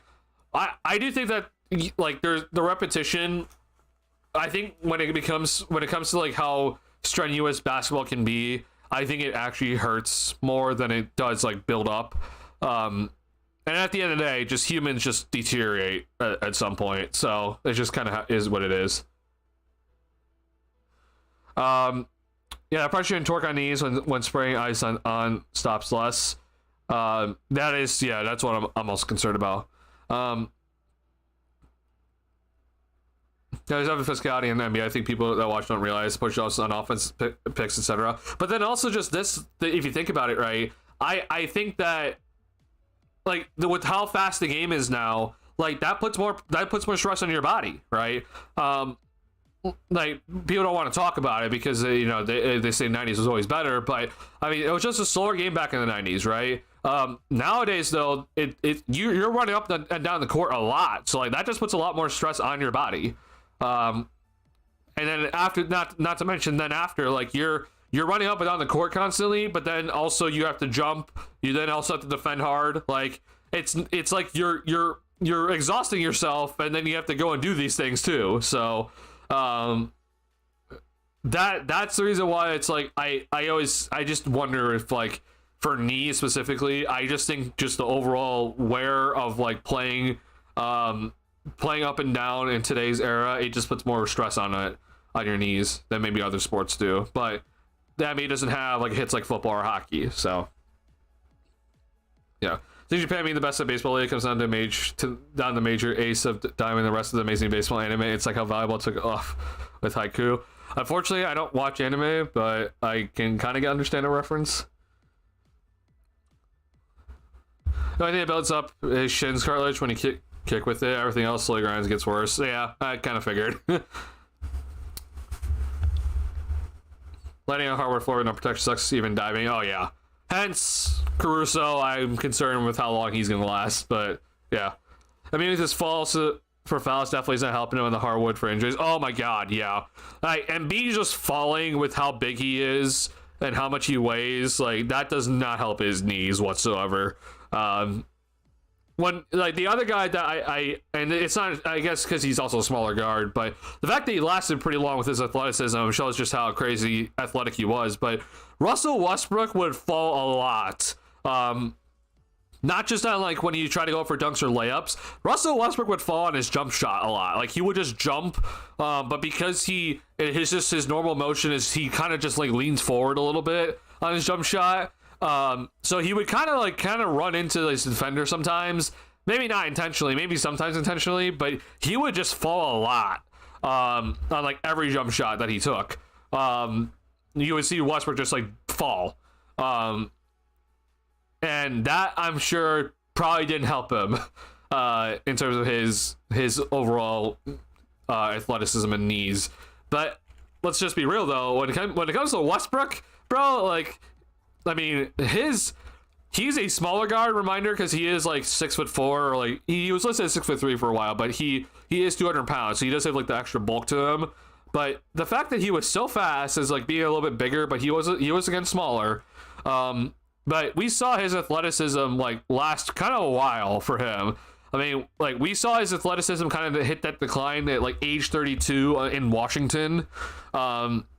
But even then, like, his second half of the season was like actually really, really good. It was just then when he got to the Lakers when he was a scapegoat for LeBron and AD's failures, and the front office failures specifically. That was kind of when things kind of took like a major turn in terms of his athleticism that we usually see from him. But even this year, he's actually like had it like at a pretty okay year still. The fact that he's lasted this long with the way that he plays, like, he isn't a 3-point shooter. He is purely an athletic, smaller guard that relies on his athleticism to get his buckets. The fact that he's lasted this long and he's actually still contributing is insane to me. But he was also one of those other guys that, like, he would just fall on a lot of jump shots, and it was just like, yikes. But I'm just shocked at how much he is, how long he's lasted. Can we get a campfire milkshake trade somehow? No. that thing just looks. I would never eat that, and I'm never going to a White Sox game in like a long time. But God, that doesn't look good. Russ is a top mentality player. I feel, though, very competitive. Oh, for sure. I mean, Westbrook's one of my favorite players because of that mentality. I mean, I was such a fun pairing for what they took for the team. Like, Adams cutting himself with the nails to get a stoppage. Yeah. Human deterioration in full effect on me. I got no insurance, just be it back. Yeah. Russ is a bit of a Ja's future, but maybe for me, athleticism fades. Well, my issue with Ja is just that he's just not as bulky as Westbrook, right? And he's also 3 inches shorter in terms of what they listed him as, right? Like, Morant is like significantly smaller than Westbrook. Like, I guess he is 6'2". I forgot about 6'2", but I mean, we're talking about 25 pounds lighter. So yeah, I don't know what Ja. Like, Ja, I don't know if he's gonna last until his like 30s in terms of like raw athleticism carrying him through. Yeah, I don't know. I have major concerns about Ja's future because Ja isn't necessarily a good 3-point shooter either. So yeah, maybe he kind of takes the Westbrook train, but it might just happen earlier because he is shorter than Westbrook and he's also just smaller than Westbrook. So, but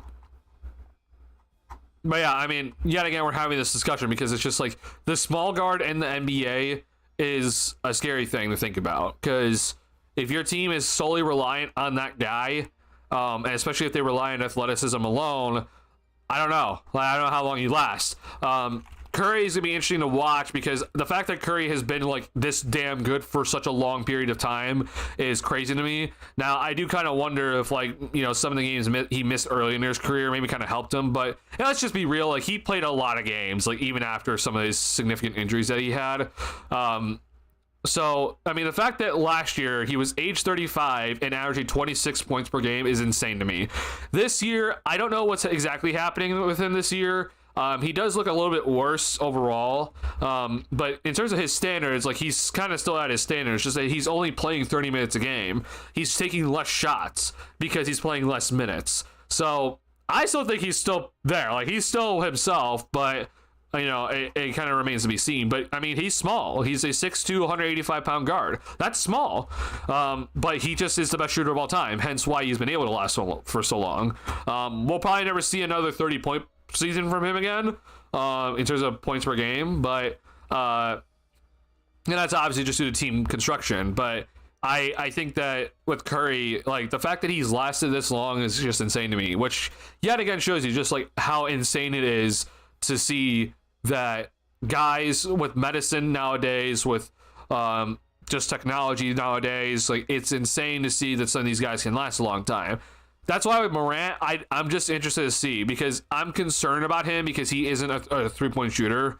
Because I don't have much faith that he's going to last very long. But with Curry, he kind of gives hope for some of the smaller guys. But then I always just remind myself that I know Kemba's smaller than Ja, but Kemba Walker took a major dive. Like, right when he hit 30, it was just kind of like boom, like he just went down the drain.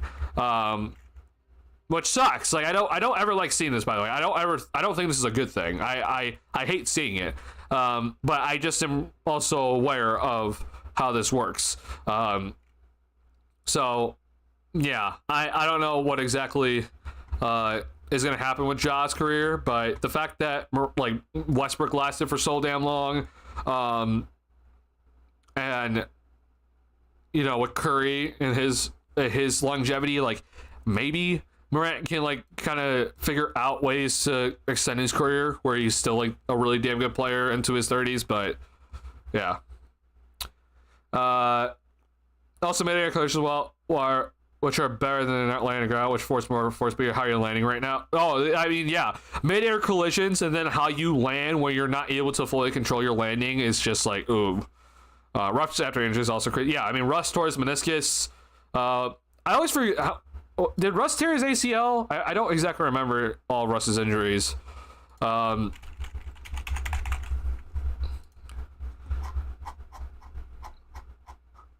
wish the Basketball Reference will just show you all of his injury history, like kind of like right off the bat.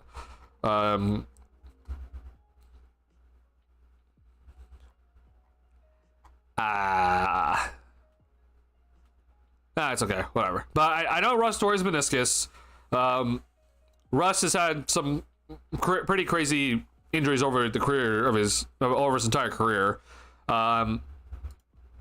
Do y'all remember when Russ wore the face mask during his MVP season and like he got like hit in the head? He got hit in the head and like he had like that like dent in his head because it basically like someone like kind of like broke a part of his skull, and it like made like this like major chip in his head. It's just like he's had like some wacky injuries throughout his entire career, but yet he is still somehow at age 36 being like an actual contributor to this Denver Nuggets squad, which is crazy. Like I never thought I'd ever see the day that Westbrook is at age 36 and still somehow contributing. He's also like, by the way, he's been like a better defender this year than like many other years in his career. So yeah, Lajal fell more, especially as less of a pass, but the feeding off jumps, he's weaker than in earlier for sure. I agree. I think Ja was gonna fall off pretty quickly. But yeah. Also, because Derrick Rose is built a bit thicker and stronger, that he would be able to withstand certain injuries, but that didn't prove right. Derrick, unfortunately, he's also smaller than Westbrook. So I don't know if Westbrook might just be like the kind of like the starting point of like, if you're at least 6'4" and 200, you'll last a while. But he's also just a one-of-a-kind player. So like, I don't know if it's just because of that. But Derrick, unfortunately, is smaller than Westbrook, and because they play similarly, it makes sense that Derrick fell off pretty quickly. Even if Derrick didn't have like all the injuries, like, you know, ACL tear into meniscus tear, I think he still probably would have fallen off a little bit quicker than Westbrook did. Because yet again, like Westbrook into age 30 was just like, I don't think people talk about his Houston year enough. Like this year at age 31, this is an insane year to have, bro. Like I'm aware he only shot like 25% from three, but this dude averaged 27 points per game in his age 31 season. Like that's insane. I don't think people talk about that enough. Like that one specific season. But even his Washington year was like insane still. Like he didn't play that good earlier in the year, but I mean, we're still talking about he averaged a triple double. Like you're 32 years old as a small guard and you're able to do that. Like I don't think Derrick would have been able to do that personally. Sav is my favorite player with another player and it works. Yeah. Brunson's a bully short guy, I guess. My longevity, though, I don't really rate him that highly. I'm using the Dyson metric now.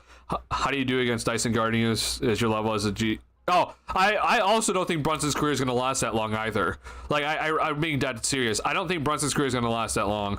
Like, the fact that Brunson took that pay cut, I'm like, and he's expecting to get like the major pay like the payday later. Like, he's going to get like that like big max extension where he's going to get like 400 million or whatever. Like, I don't think it's going to get to him. I actually think Brunson's going to fall off before he gets that, where he might not fall off to like, oh, he's like unplayable or like he has come off the bench, but I just think he'll just be like a solid starter at that point where like he's not going to get the supermax or whatever he was expecting.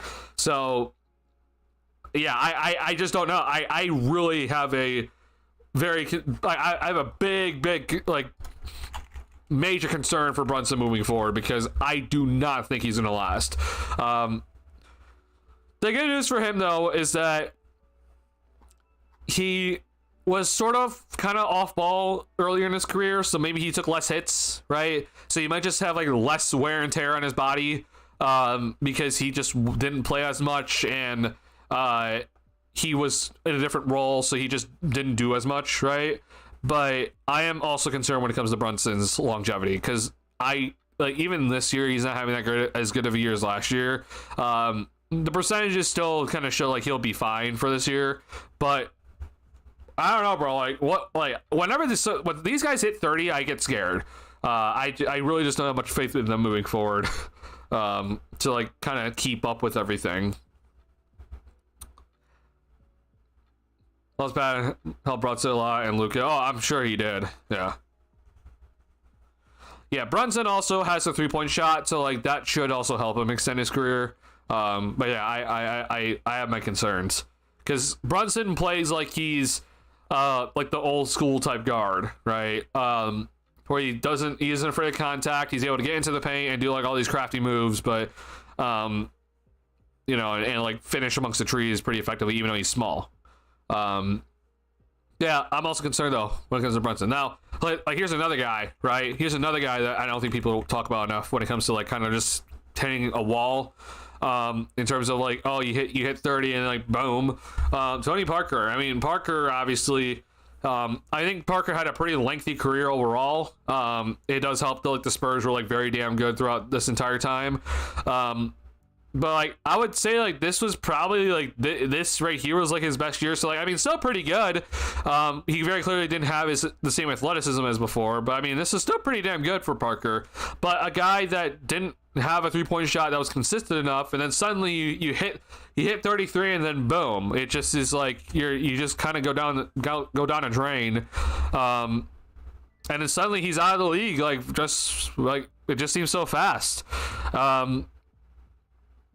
So yeah, I don't know what exactly Brunson's future is because the 3-point shot helps, but you're also small.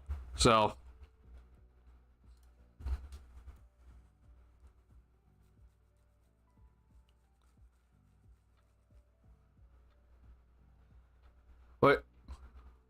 Way down in the playoffs coming out of the bench, you knew he had a big role. He could possibly be something. Oh, I agree. I hope Tyus should be the next Brunson. Maybe get him. Tyus Jones. I've always liked Tyus Jones, but I also see why you don't go and get him. But I do like Tyus Jones. Curry has that line, just not being a high flyer. Some guys just have that. Zach is legit the only player with a style and build I would say is lower risk on the bullets the last have lasted. The rest are big faults like skinny or underweight, under height, or short like Kobe. Well, if you actually ask a lot of people actually think Zach isn't going to last very long, right? Because Zach also, like, his game does rely on athleticism, right? Zach was a high flyer. He won 2 slam dunk contests, but like when you watch Zach's game, especially early on, like a lot of it was just that he just jumped higher than the opposing big. I've always just said though with Zach that I think that was Zach because of how crazy his athleticism was. Okay. Like his athleticism peak was like so damn high that when he does start to lose athleticism, which he already has, like you see that he's lost athleticism, but when he does start to lose it, he'll have less of it, but it's not gonna like suddenly like hit him like a wall where it's just like, oh, you can't jump as high, therefore he can't finish as effectively. I think with Zach, because he seems to just always have that first step quickness, and his athleticism is still very good, even though he's now 29, he'll last probably, I think, another at least like 3-4 years where he's like playing like elite level. His 3-point shooting obviously is a big factor of it. It does help though that he is 6'6". So compared to obviously like the small guys that we're talking about, like just being 6'6" helps you a lot. But I do agree that maybe I guess you want to look like everybody, right? Like with Kobe, we've already talked about with Kobe. Like, yeah, I don't know necessarily how long he'll last. I mean, I've already been kind of adamant, like maybe he's already kind of hit that wall this year. because he just doesn't have the physical tools to kind of work with things. But not to mention that he didn't have the athleticism that Zach had. So when Kobe starts to lose athleticism, he's already coming from a much lower point of athleticism to the point where when he starts to lose some, like, it's like, oh, like, you're just not that great. Yeah, I'm concerned with that with Kobe. I think with Pat, like, I think Pat might have the best bill because he doesn't rely on athleticism at all. Now, I'm not talking about in terms of like, oh, he's going to become a superstar and then last forever. I'm just saying, like, in terms of like just his consistent play, he'll probably be like kind of the same player for a long time because he doesn't rely on athleticism. A lot of it's on his jump shot. His verticality is already in question. So like you kind of know what you're gonna get for Pat for like the next 15 years. Honestly, I don't honestly see anything different from Pat because I don't think anything will really change. Now, here's the one thing though: if you're already saying though with Pat that like, hey, you already kind of are slow. I do wonder if he does lose any sort of athleticism, like, will he get significantly worse? I don't know, but he is 6'7" and just bigger, so that helps him. That's going to help you last a long time. So there's that. I will say the one guy that I think personally, though, that we're not talking about that might last a while, but it does matter what he does moving forward, okay? But he has the athleticism, he has the physical tools to seriously last for a while if he can figure out a way to get stronger. But it's Buzelis, because Buzelis is 6'10". He has a 7+ foot wingspan, right? If I'm not mistaken, and he already has great athleticism right now, right? What the big question for him is, can you bulk up and get out of your skinny zone so that you're not going to be so skinny moving forward and take, and every single hit you take is going to hurt you? That's going to be the question for Buzelis. But in terms of just the other physical tools that Buzelis carries with him, right? I wonder with Buzelis, like, I think he might actually be able to last the longest in terms of everyone that we're looking at, right?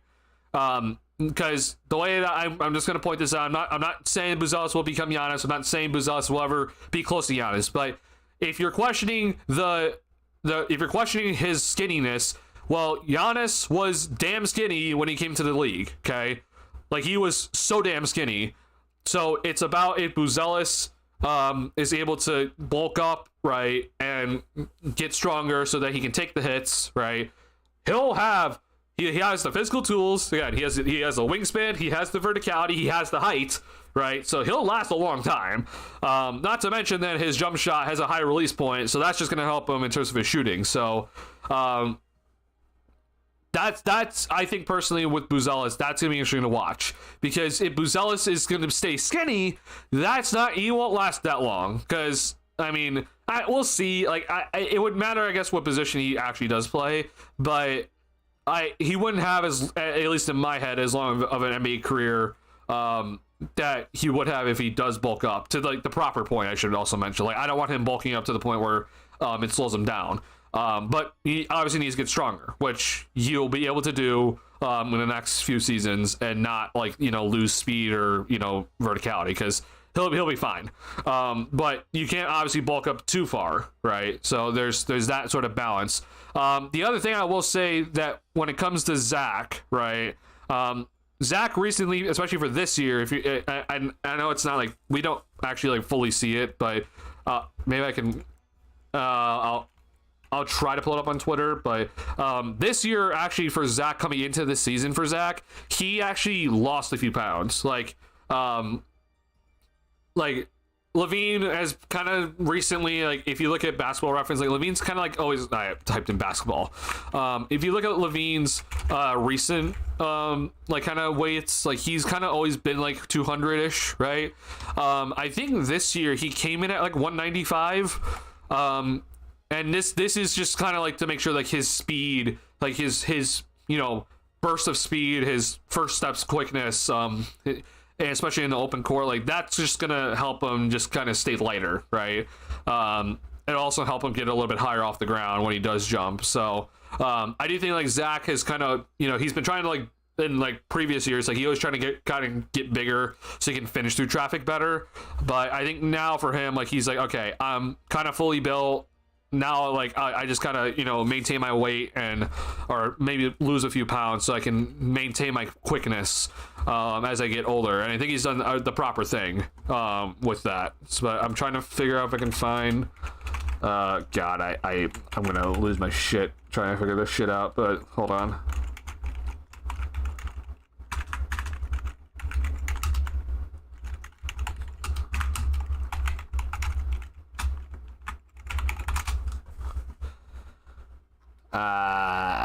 Yeah, this is not, no, hold on. Sorry, I'm looking for the post that Will Gottlieb, like, posted, like, it was like, hey, here's the Bulls roster, like, official roster for the season. And it showed, like, everyone's, like, weigh-ins, and, like, Zach was, like, I think, like, a few pounds lighter than usual.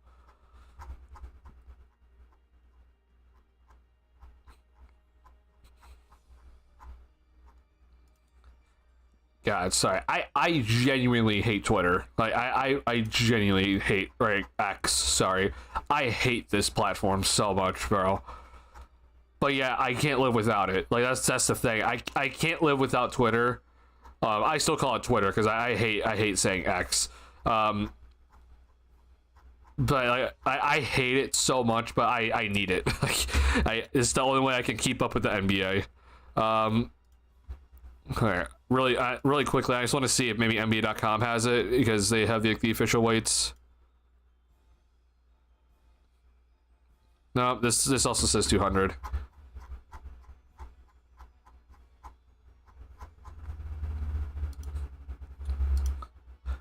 Sorry, hold on.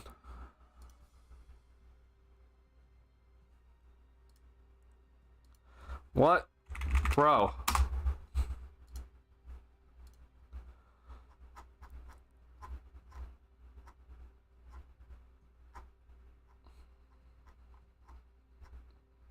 Oh, here we go. Sorry. I wish I could have pulled this up sooner.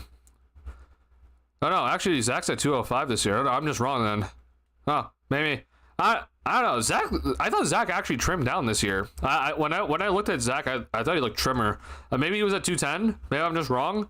But I guess I'm just wrong, honestly. The one thing though that did shock me is that Kobe was at 206, and that's like a pound heavier than Zach. That was not what I was expecting, but yeah, I guess Zach was actually he went up to 205. So I'm just wrong. I do apologize. Sorry, misinformation. Yeah, obviously, yeah. We were talking about that. I'm interested to see what exactly Buzelis would look like.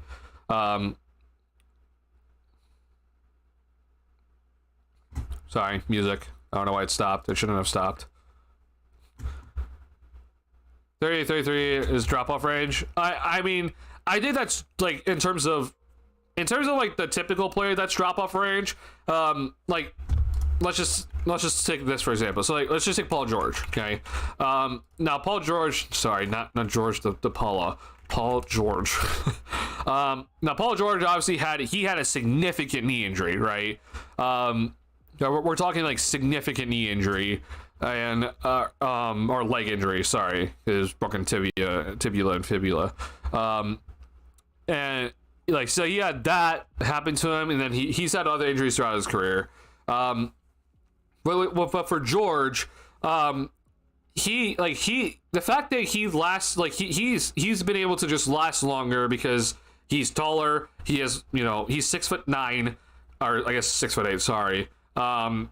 He came in with insane athleticism when he first came into the league.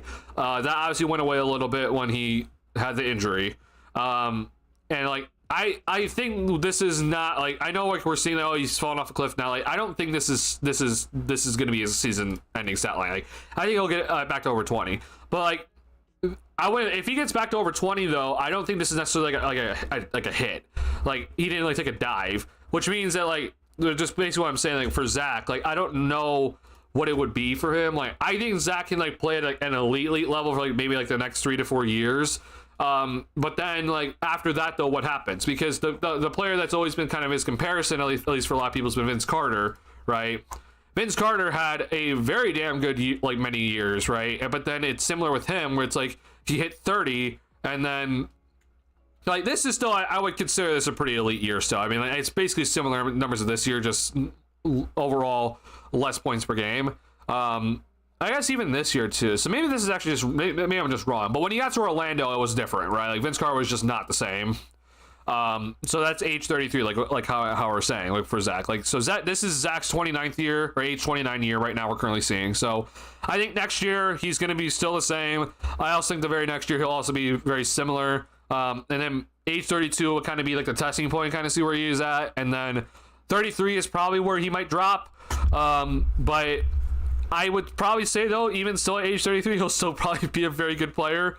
But once he gets to like 34 and beyond, he'll probably have to just be more like a 3-point scoring threat than anything in terms of like attack the basket, finish through traffic effectively, right?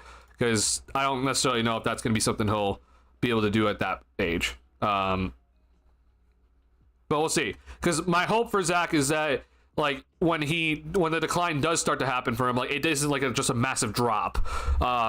Like, I don't want to suddenly just see him like just like tank suddenly. I would like to kind of see him just like have like a very lengthy fall off.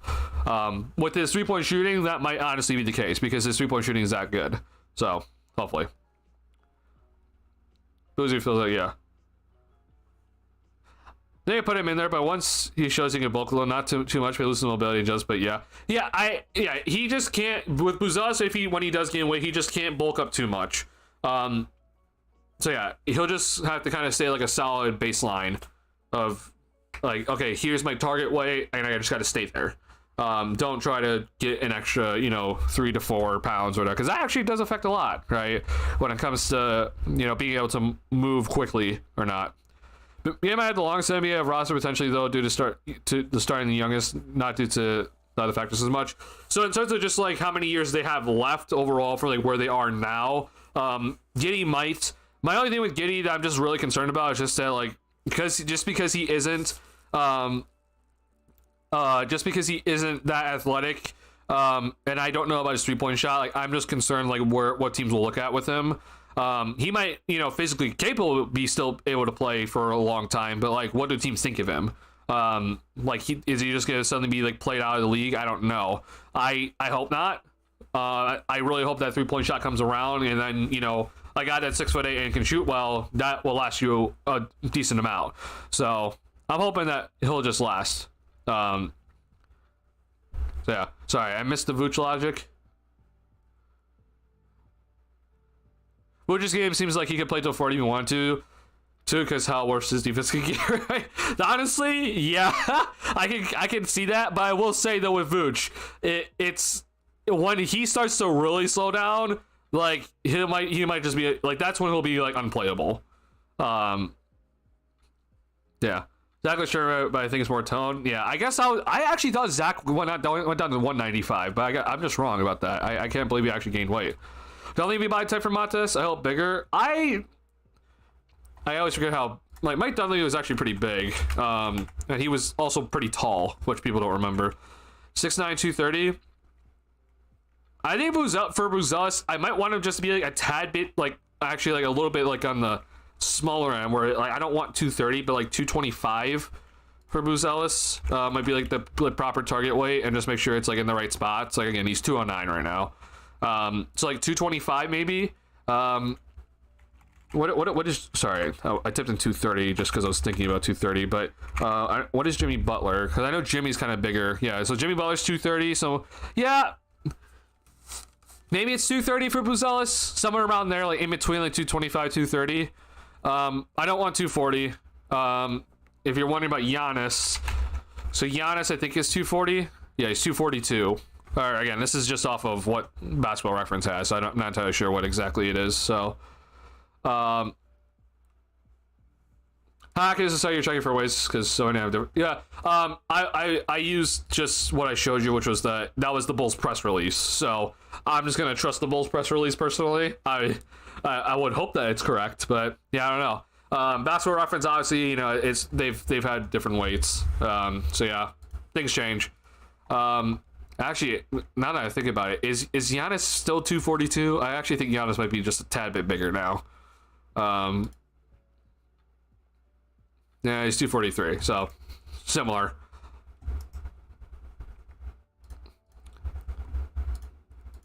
All right. Okay, so I just said this would be a shorter stream, so I did get to the 11 11 o'clock mark. So I'm happy that I was able to get here. Also, we didn't have any technical problems, so I'm jinxing it. I know I'm about to jinx it. We're gonna have some sort of F here. But that being said, though, I did work 8.5 hours before stream tonight, so I am tired.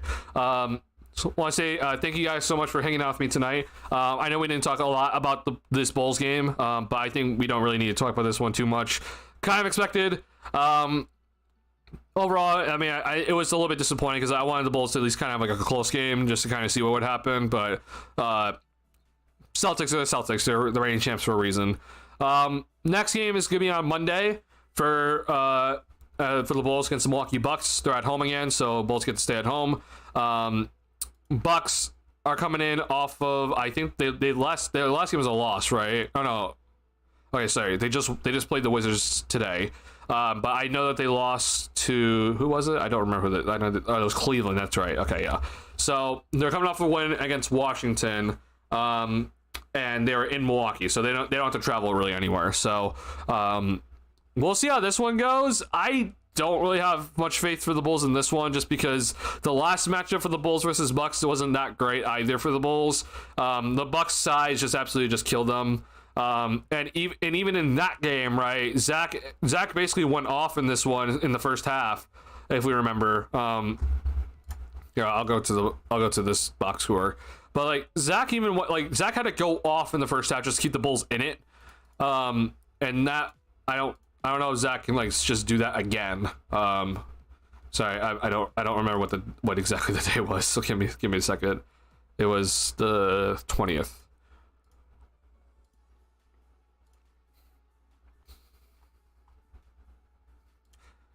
Yeah, so let's see. Yeah, the first half. So Levine finished with 27, but Levine had 20 points in the first half, and like he basically had to like hit like these ridiculous shots just to keep the Bulls in the game. And I know that we didn't have Pat in this one, so like we were kind of just lacking size. So Torrey Craig had to like fill in. But the Bucks, if they just keep up with their better play from like, obviously the in-season tournament, and just their recent overall defense, then I think the Bulls will struggle in this one just because the size difference is going to be massive. This is another one of those games for the Bulls, though. Like, they really need to focus in on their three-point defense like they've done the past couple of games. So I hope that's like the big emphasis for Billy Donovan this year. It's just like focus on that that three-point defense and try to do your best to limit the three-point attempts from Lillard.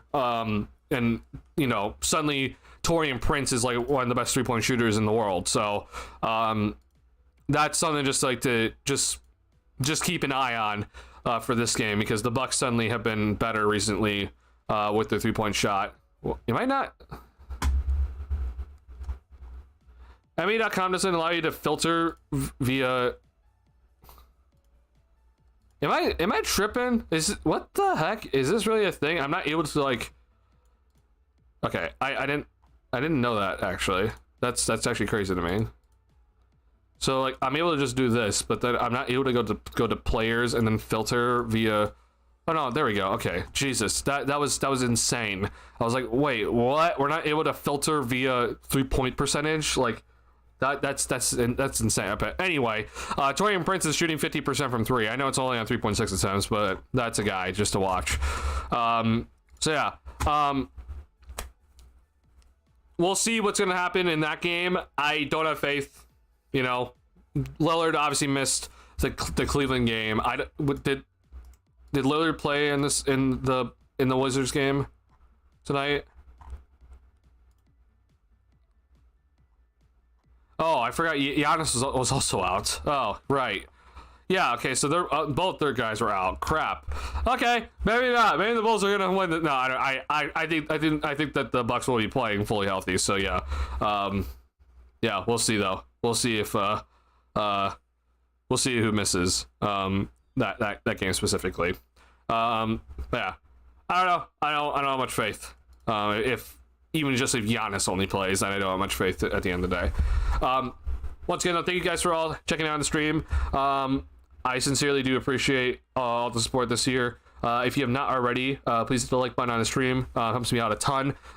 If you're watching the VOD, please hit the like button on the stream still. It does also help me if you do that there. Thank you guys for watching. If you're watching now or watching via the VOD, thank you guys for just watching. I truly do appreciate it. Yeah, I'll see you guys on Monday. If you're celebrating any holidays at the moment, then, you know, happy holidays to you. I know Christmas is around the corner, so can't wait for Christmas games. This is the last game for the Bulls before Christmas on Monday, and then no one plays on Christmas Eve, and then we have a full slate of Christmas games on Christmas, and then the Bulls are back then on the following day, I believe. Yes, against the Atlanta Hawks. So that's our schedule from here on out. All right, y'all. Thank you for watching or hanging with me tonight. It's been a lot of fun. I'll see you guys on Monday. Peace out.